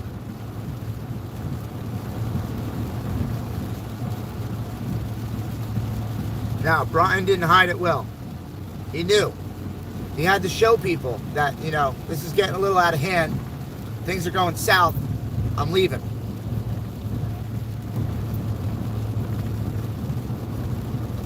Everyone will say, why didn't you go home? Why didn't I go home? Because there's a lot of people still there. And I watched. You guys watched with me. You watched the people leave every day. Convoys that came down from other states, right? They went home early. They left. I videotaped all of it. Every day you can see that parking lot getting emptier and emptier. And every day I try to still keep hope that things were going to work out and people were going to come there. And every day you'd hear me say, yep, you know, we got some more people supposed to be coming this weekend. Because that's what the leadership would tell me. That's all I reported. They told me. So, I didn't try to mislead anybody. I didn't try to do anything wrong. I just tried to keep the hope and the faith there. My father's got to remember he's got an extra 10 feet off the back of his truck here.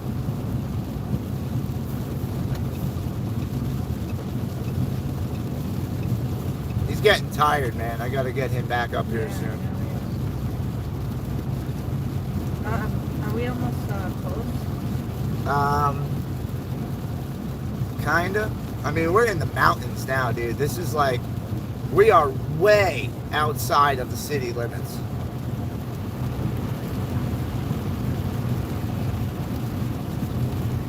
We're getting into an area where it is a half-hour drive to anything you got to get to. Yeah, LBI, he was going through a tough time. He was. And I did talk to Brian about it. You know, I talked to Brian about that whole thing. He was going through a tough time, and the added stress about the shadiness of TPC, he didn't want to deal with it. He didn't want to deal with it. So he went home, and it was the right move. Now, was he involved from the beginning with all the shady stuff? I don't know. Did he make money off it? Absolutely. How do I know that? Because he spent how many months not working with the convoy. He comes home and buys a brand new truck and all this other shit. Man, that's great. I want that job.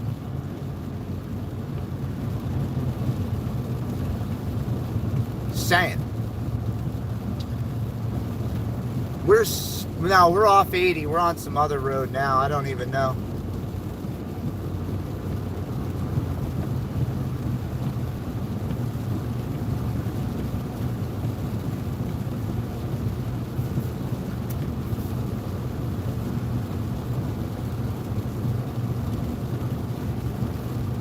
Yeah, we got off 80. We're now on some other side highway. I don't know the roads up here too well.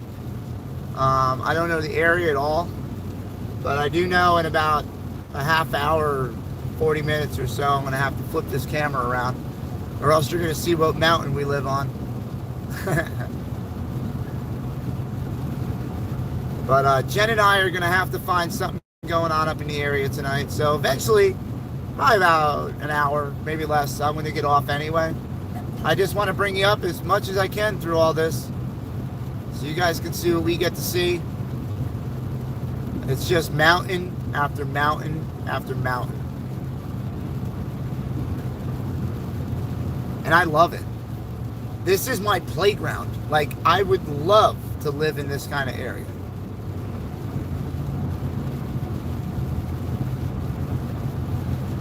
Wow, winter sucks. Winter sucks says at midnight here in Illinois, our gas tax goes up to 42.4 cents a gallon. Then again in July. You know what you should do in Illinois? Is block the entrances to the gas stations and protest. Protest it. Everyone, block entrances to gas stations, block fuel trucks to delivering gas in the state, and lock down the roads, lock down everything. Nobody drives, Illinois. Nobody drives. They want to raise the money? Good. Nobody drives for the whole day. Then they'll have to lower it. Make a statement. Start with you. Start with you. Get in there. Start a movement in your neighborhoods. If you're getting screwed and the government's too deep in your pockets, that's it. Stand up. Start doing stuff. Get out there. You have the power. Remind them.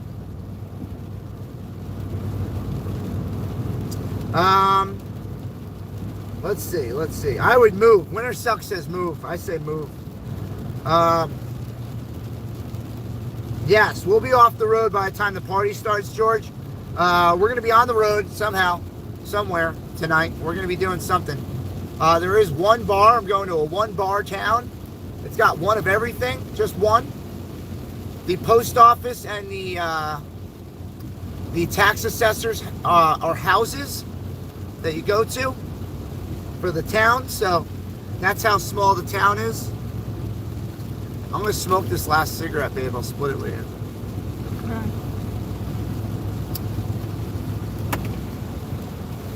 Biden is the fucking devil.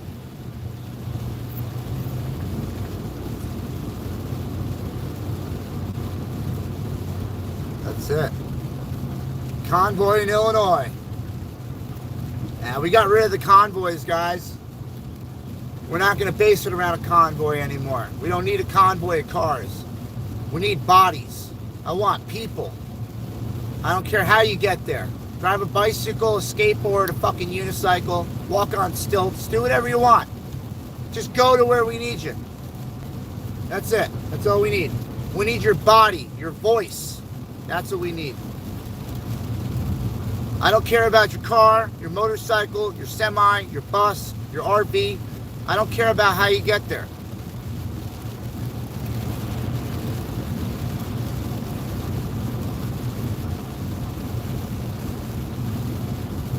Oh, hold on. Hey, Freedom 2A, guess what? Bam!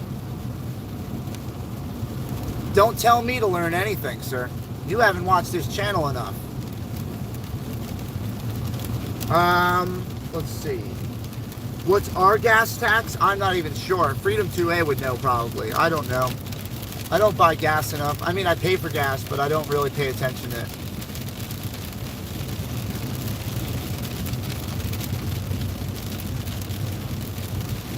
And it's crazy about Maryland, too, because when we went to Maryland and gas went up to $4 a gallon, Maryland did this thing, well, Hagerstown anyway, where they lowered gas in the area for some weird reason. They had like some thing where they lowered gas. Do you remember that, Junior?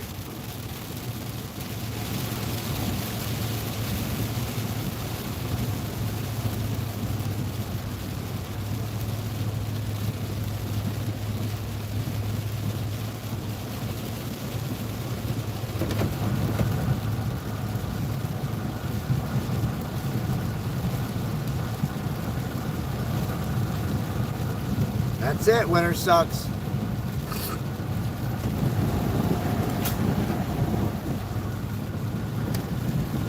Well, when the stores start running out of food and the gas stations start running out of gas, and gas is, you know, $10, $11 a gallon, make sure you keep that 2A handy, because it's soon to come. It's going to come soon.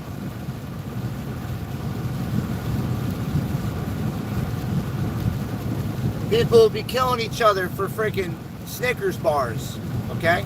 That's how crazy it'll be. They'll be beating each other up for the last pair of socks at Walmart.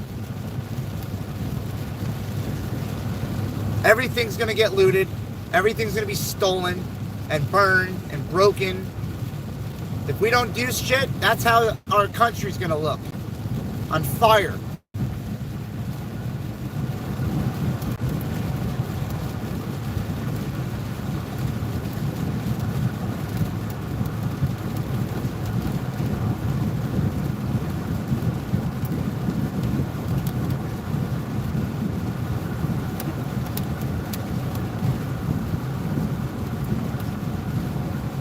I'm sitting here hungry, and I'm like, I forgot that I got pizza.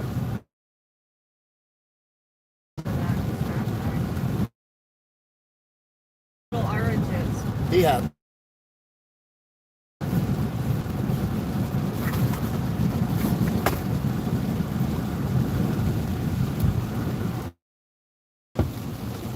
All right, give me a second, guys. Hold on. I gotta get a piece of pizza out. I'm hungry.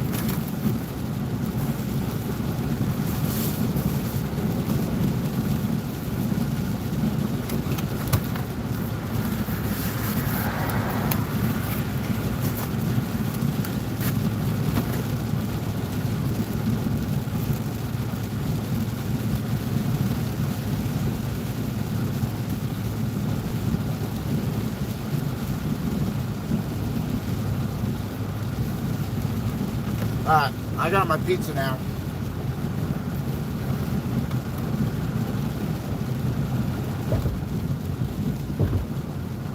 You want me to finish those? That's yours, yeah. I smoked half of it. That's what splitting a cigarette's all about.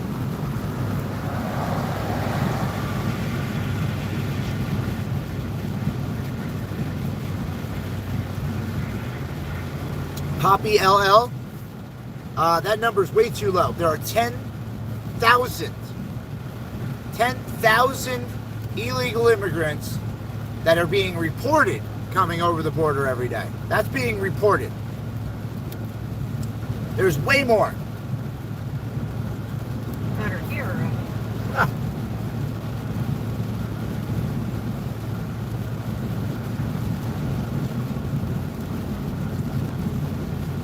We gotta hurt the government in their pocket.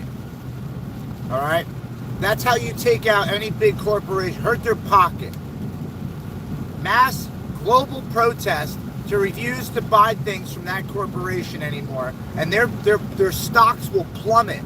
They'll lose shareholders, they'll lose investors, and their whole shit will go in the toilet over a couple days of us not doing it. You guys don't understand how this works in the world. You can make that stock market crash. Take out all the big players.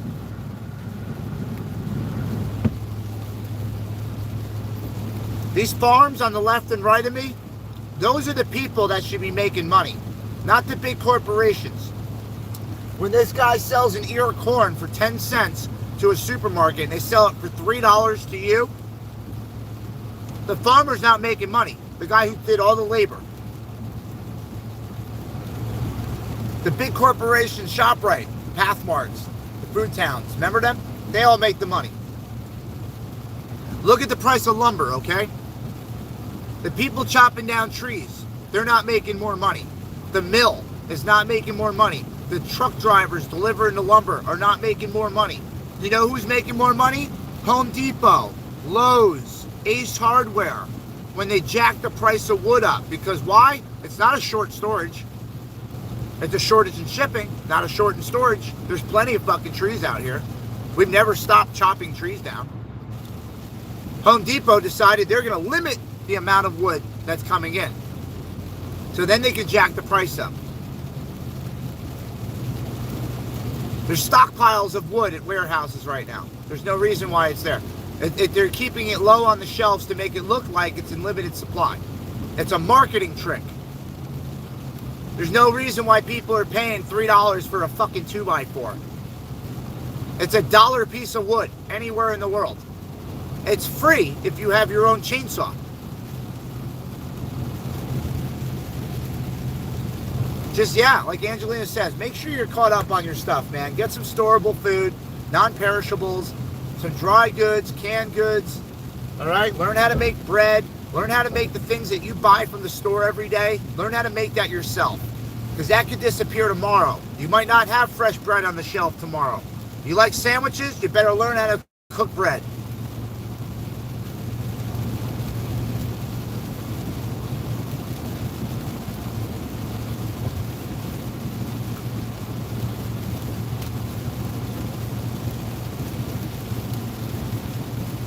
Winter sucks. I'm sorry to hear that. And you're the kind of person I'm looking for. I want to help you with whatever you need.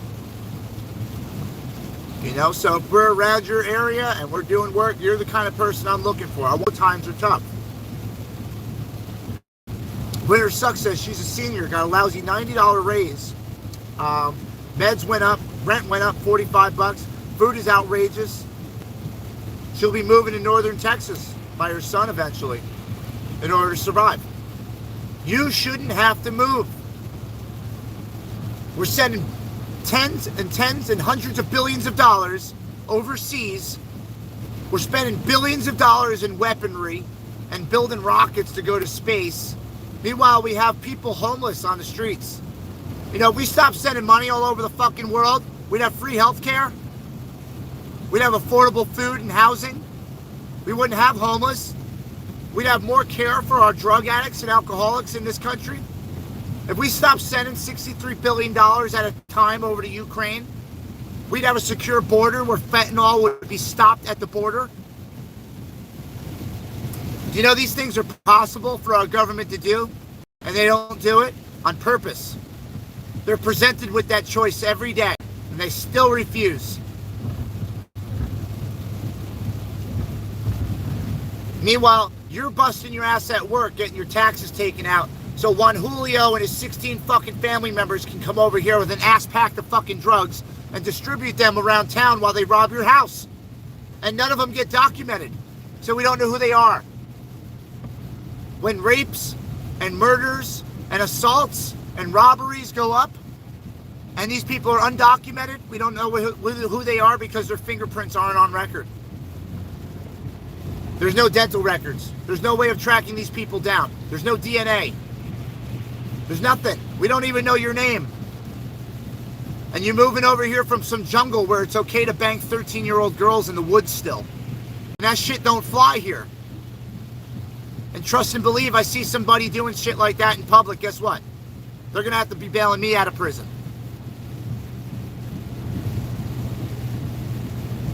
Yeah, LBI, he could stay at the border as long as he wants. He's not making a difference there.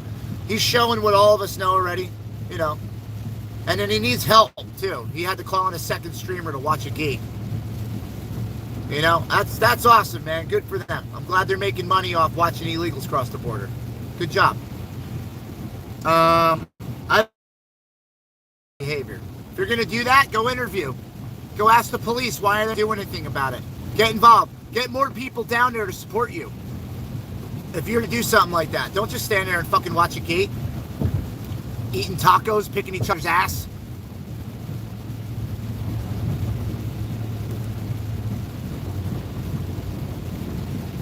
Susan Knox, I don't support that either. Defense contractors should not be making any money.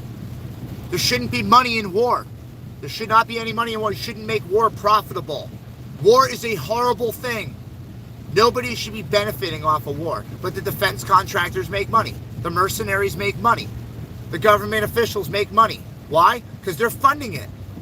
There's a means to the end. There's an end to the means, I mean. So when we go to a different country and we're supporting their war, it's so we can get things for cheaper. It's for we can get labor for our things cheaper. We can get oil for cheaper. We can get resources like cobalt and lithium and things like that that are in short supply in this country. They're all over these other countries. There's no ice out here, so don't worry. No, babe. I know, I'm just letting you know. That's not ice. It's just shiny water. It's getting nice. So there's none of that is over here affordably. So these countries over there are basically catering to us because we're sending them money. And we're having access to cheaper supplies, cheaper oil, cheaper weaponry, cheaper things. That's why we do it. It's all business. It's all money. We get involved with war for money. Money. Okay? Who's donating money to the U.S. to help us with our war on drugs? Who's helping us to donate money to the U.S. to help us with our border issue, our invasion? Who's helping us with that? Where are we getting help? Why are we the world's bank? Why are we the world's big brother looking out for them, bailing them out of trouble? Who the fuck signed up for this? Did you guys? Did you guys say we should be the world's police? We need to be the leader of everybody? I didn't sign up for that shit. I say keep our money out of Ukraine. Put it in the hands of people in this country that need it. You can take that $63 billion and build affordable housing for all the homeless people in a city.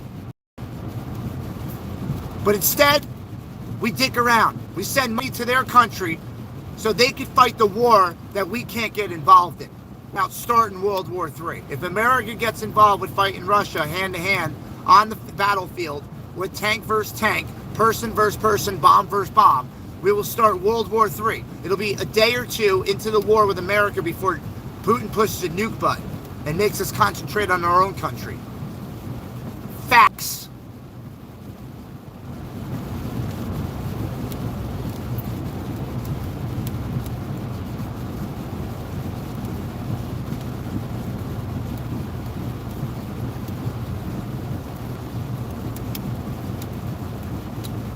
I'm sorry to hear that, Angela. Jen's in a kind of similar position. She kind of needs somebody to help her out, lifting things and getting around, doing stuff. And, you know, her condition's not going to get any better, unfortunately. So, this is something that's going to progressively get worse. And she's going to need more and more help over the years. And I'm more than happy to be there to help.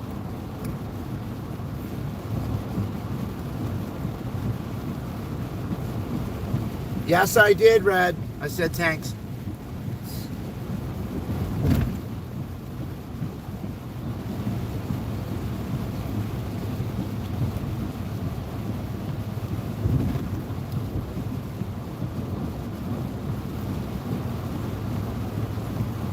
Susan Knox. I'm not anything. I'm not representing the government. The government for the United States is the biggest supporter of a mega corporate welfare. I mean, they basically cater to the big corporations and the big giants who are making all the money for the country.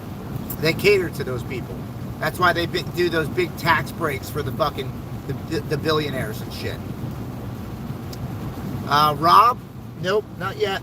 We didn't look at all today. We're in the process of moving the rest of our things today. So that's what we're doing right now. We're going up to PA, moving the rest of our crap. And now it's almost time for my ugly mug. You're welcome. I'm still eating pizza. But I just lost 10 people watching because I turned the camera around. That's all right. I think there should be a flat tax. There should be a cap. I think there should be a cap on a company. Like back in the day, all right, Rockefeller, he started buying up everything, okay? Everything. So there was laws put in place to where you couldn't have a monopoly. You couldn't own all of the shit that had to deal with one aspect of an industry. So you couldn't own all the oil companies. You couldn't own all the phone companies. And I like that, but it should go further than that. Those phone companies that are the only four phone companies in the world or in the country or whatever, those phone companies should have a cap. Okay? At a certain point, you don't need a certain amount of money. All right? You don't need $6 billion to survive. Okay? So at a certain point, if a corporation is making a certain amount of money, I think a certain amount of money needs to be put back into the communities and the country. So if a corporation is making that much money, they should have to put some more money back into the country and into the infrastructure and into the things. Because at a certain point, you don't need, let's say it's $60 million that they made, okay? You don't need $60 million to operate. You don't need $60 million to live and eat and survive. And there are people out there that have $0, okay? And they've tried and they've done their best and they can't get ahead. The government doesn't give them help, blah, blah, blah. The big corporations should do the best they can, which means if they're providing all these resources and service and shit for everybody, then it should be a no problem once they reach a certain money level that they have no problem giving back to the community and back to the United States, because they're being allowed to make all this money in this country. It's a privilege to work in this country. So it's one of our things that we have in this country, that we're allowed to make a lot of money, but at a certain point we need to make a cap, okay? There shouldn't be the ultra rich in this country. Kind of the same. We should all be treating each other the same. So there shouldn't be the big mansions on the hill and the tarp city down at the bottom of the hill. It should be everyone has a nice little house. Everyone has enough food. Everyone has enough toilet paper. You know what I'm saying? There's no reason to have a conglomerate, a corporate giant that owns everything and nobody gets nothing. At a certain point, I don't need $6 million if I have a nice house and food and my kids are taken care of and I can pay my bills. I don't need to save $10 million a year. You don't need that. If everyone had a good amount of money and we didn't have to pay for welfare and we didn't have to pay for all this stuff that everyone can't afford themselves, if we helped everybody already with it and everybody had the same advantages. Because there are very smart people out there that are in bad situations due to their health or homelessness or whatever it is, divorce, whatever. They fell down a hole, they got addicted to drugs, whatever. People can come back out of that, but they can't if you keep them pushed down. I don't believe in people making, $60 million a year. There's no reason why you got $60 million. Like, I think that everyone can benefit if that guy took $1 million and went into the community and said, here's 10 grand for you, 10 grand for you, 10 grand for you. Now that person can put a down payment on their house. And with the money they make, they can afford it. But they couldn't make the money to put the down payment. You understand? So everybody can help everybody. And then that person comes up and they do better and they're able to help somebody. And this is the way we help each other. Not by pushing each other down, not by making somebody lesser class so they're treated differently. We need to start looking out for each other. I watched it with TPC when we were in Hagerstown at the racetrack. People would come in. If you didn't have something, somebody gave it to you and helped you. And then once you got stuff, you helped people. And it kept passing and going around. And it was great. It was great. Somebody would leave the racetrack and get a free heater. They would leave the heater and give it to somebody who needed it. Like, it was beautiful. But we could all do that every day in society. We got to stop looking out for number one, like us. We got to stop looking out for us. Start worrying about, the way everything is in society. If you don't like the way things are, change it. If you don't like seeing that guy in the corner, then you and your friends get together, get him a job, put him somewhere, give him a chance. If it don't work out, you gave him a chance, okay? But do it. Don't talk about it. Do it. Have some faith. This country's still good. We can still do good with it. But there is no reason for people to be ultra rich and have huge, huge things that tower over the rest of us. All right? Because there's the 1%, there's the rest of us. There's no middle and lower class. Everybody's getting fucked under the 1%. And there's a lot of holes with that system. But, you figure it out. I'm not an economist. I'm not a logistic person. I don't know everything. I'm not claiming to. I'm just saying there's a better way to do it than what we're doing. You can't have ultra rich and ultra poor. There should be a middle ground for everyone. There should be a society where everyone has everything. I'm not saying socialism or communism or none of that shit. I'm not saying you only make a certain amount of money a month. No, you make a lot of money. But anything over a certain amount of money, it starts going back to the community and the country. Not a tax, it's a cap. Like, you start making $60 million. Sure, it's your money, you made it, but it should go back into the community under ethics, under common sense stuff, man. I mean, if somebody's poor outside your building and you're in a penthouse making $20 million a year and you're walking by some guy begging for a sandwich because he got laid off of his job, divorced because his wife cheats on him, and he's on the fucking street, can't help himself, and you're walking by him and he needs a sandwich, and you make $20 million a year, you're a piece of shit in my mind. I have nothing, and I'll give my last dollar to somebody that's struggling. The world needs more of that. Not these ultra-rich 1% people out there who control everything and basically make up the rules for everything we have to live by. That's not the way it is. There's way more of us than them. Just there's a better way. There is. I don't know it. There's a better way than there is right now. I'm saying make the money. Have the American dream. When you get the American dream and you have everything you need and you're secure and you can buy your jet ski and you can buy your boat and you can buy your trailer and you buy your brand new car and your kid goes to college, what other money do you need? What other money do you need? Your kid doesn't deserve the money you made busting your ass in life just because he's your kid. Should have make his own way in life. They should have that little advantage because of what you've done, but you shouldn't have that money set aside so Junior don't have to fucking work the rest of his life. How are they contributing to society? All you've done is made a spoiled rich bitch.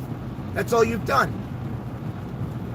There's no work ethic because rich mommies and daddies in the world are breeding these kids to fuck other rich mommy and daddy kids to not have to work. They're trust fund babies. They don't do anything. They go online on TikTok and buy brand new Ferraris and then crash them because daddy left behind, $6 billion for them because he owned all the oil companies in the area.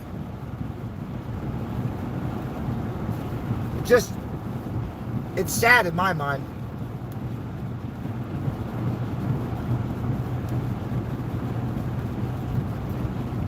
No, I'm saying if we all worked and we all helped each other, you wouldn't need to work 16 hours a day. You don't need to do it.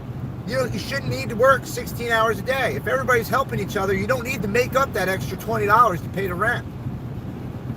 We're all helping each other at that point. And you know what? If you can't work that 16 hours a day, then somebody else should be able to come in and help you. That's what it's about, helping each other. Stop looking out for yourself. It's not about you. Nobody got anywhere by themselves. Somewhere down the road, somebody helped you. Somebody gave you an opportunity. Someone opened a door for you. Someone gave you that $100 to start whatever. All right? And a lot of people forget where they came from. Or a lot of people like to say, I came from nothing. Meanwhile, they had $6 million in the bank to start out with. I got nothing. I might not have nothing tomorrow.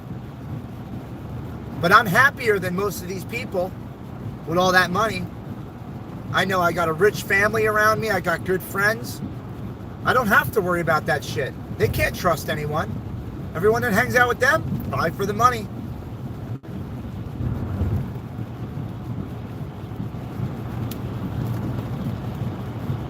Yeah, barter system's great.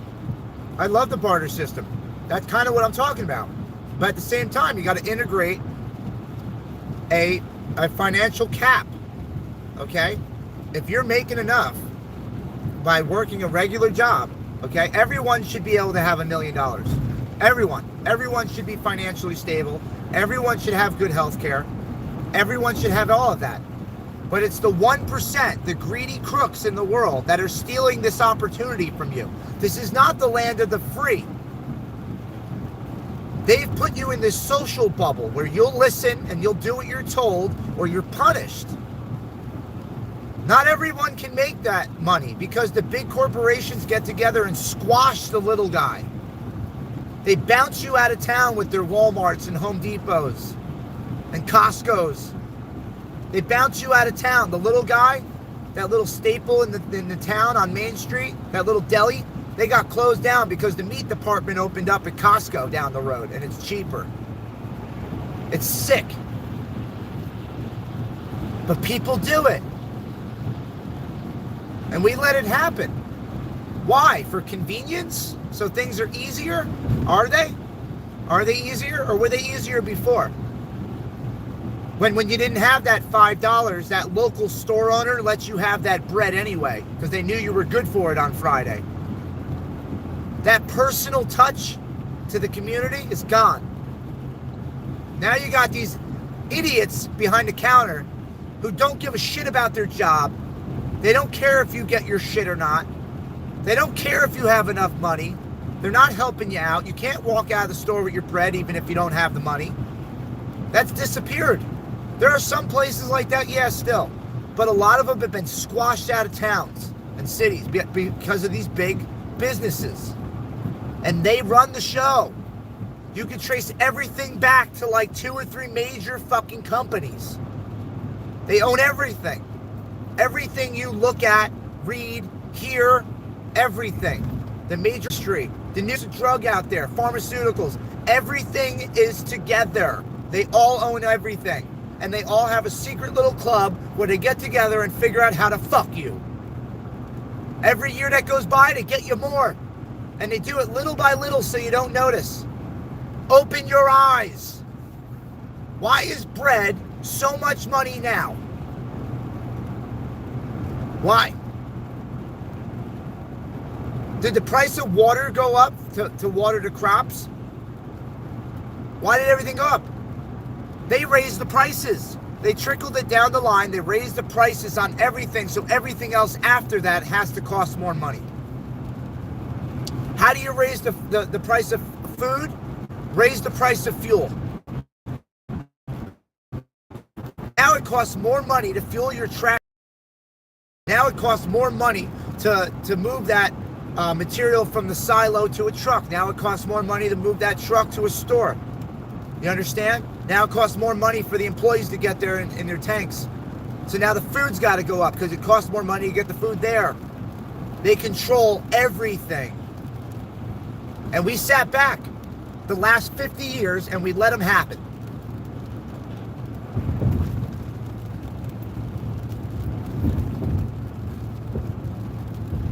Love you too, Red Mama.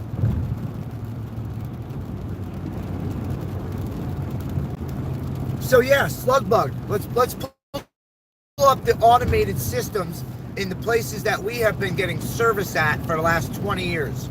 Now you walk into Walmart, you pick your own items up, right? That's normal.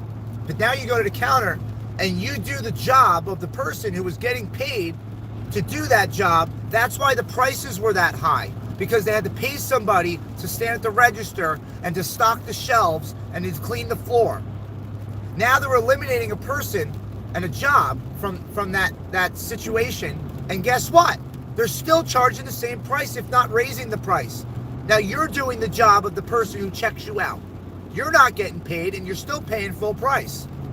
Do you see this? And you're conforming. Why? Because the store then doesn't leave the option of going to a person. They only leave self-checkout. So that's the only option you have. You out, which is what I do, my own labor. Sorry, you're not paying me. I'm free. I'm not going to pay full price. Either that or I'm throwing shit in the bag for free. Now we're going to add to your shrink. The signal's probably bad, Pete.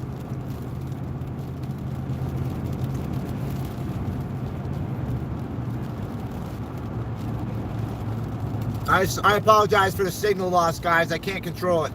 These mountains have a mind of their own.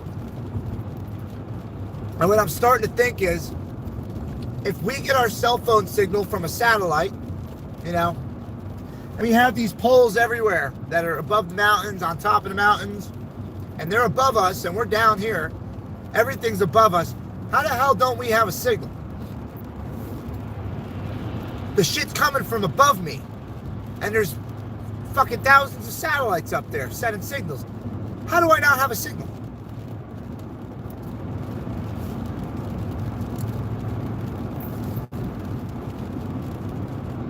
Just some things, that I think about. You damn right, Slugbug. I want vacation pay. Walmart owes me a W-2 at the end of the year. Sons of bitches. Angelina, I've done it. I asked them, I said, when's the holiday party? I said, where are we having a holiday party this year? I'm standing online. They're like, what? I go, I'm bringing myself out. I'm coming to the holiday party.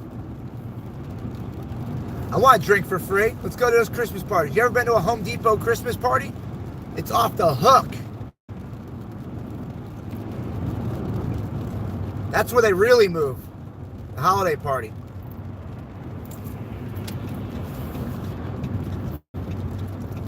All right, I'm gonna feed the road deer. Hold on. There we go. All right, ladies and gentlemen, we are coming to the end of the stream. I know, nobody wants it to end. I don't either. But you have to understand, it's 5 o'clock. I got a lot of moving shit to do when I get back in here. So I have to move some stuff. We're almost there. We're like 20 minutes, half hour out. I want to smoke a bowl and fucking chill for a second. But I'm coming back on. I might change it to 9. Excuse me, I got like backup. What the hell's going on here? Is this normal? These weird burps going on. You have indigestion. Comes with stress. Anyway, so I'm coming back on a little while later, guys. I just got to get some stuff done. I want to help my pop out. I don't want him moving anything, or Jen. So, Red Mama, I'm heading to my pop's house tonight. Tomorrow we're going camper hunting, but tonight's New Year's stream is going to come up in a little while. I'm not sure what we're doing yet, Jen. While we're moving shit, Jen's going to be looking at where we're going to go. Hey, what's up, Gabe Dev? Excuse me. Jen's going to be looking up some places that we could check out. If it's affordable and we can Uber, to a place that's like a half hour away, because everything's a half hour away from this house. There's a one bar in town. It's full of locals. I barely know them. New Year's is a sketchy night to be around a bunch of people you don't know. Because, drinks a lot and I don't know. whatever. I'll check and see. So we if might not Uber stay got too it. late if we do, but, whatever. Yeah, there's got to be some kind of Uber or something. I know there's not too many around this area, but I'm probably only going to have like one drink. yeah, well, whatever happens, we're not going to drive anyway. But there's a little bar in town here, so we're going to get going. We're going to try to figure out what's going on. Might end up at the little bar in town. We're not good at traveling and drinking. We don't do that, so we try to keep it close, and that's walking distance. That's not too bad. Yeah. But yeah, keep an eye out later, guys. Around 10 o'clock, 9 o'clock, I plan on going live. We might do a live from the house, going to wherever we're going. I'm not sure yet. We're going to get ready. Jen's, going to get dressed nice and makeup, and I'm going to slap some, clothes on and probably try to shave or something. I don't know. We'll try to look all right tonight. But make sure you guys come back so I can wish y'all a happy New Year's, and we can bring in 2023 with a bang. All right? I want to make sure we have a good night tonight. So we're going to bring it in together with the Freedom Family. Love you guys. Love you guys. We'll see you in a little while. Don't do nothing crazy that I would do.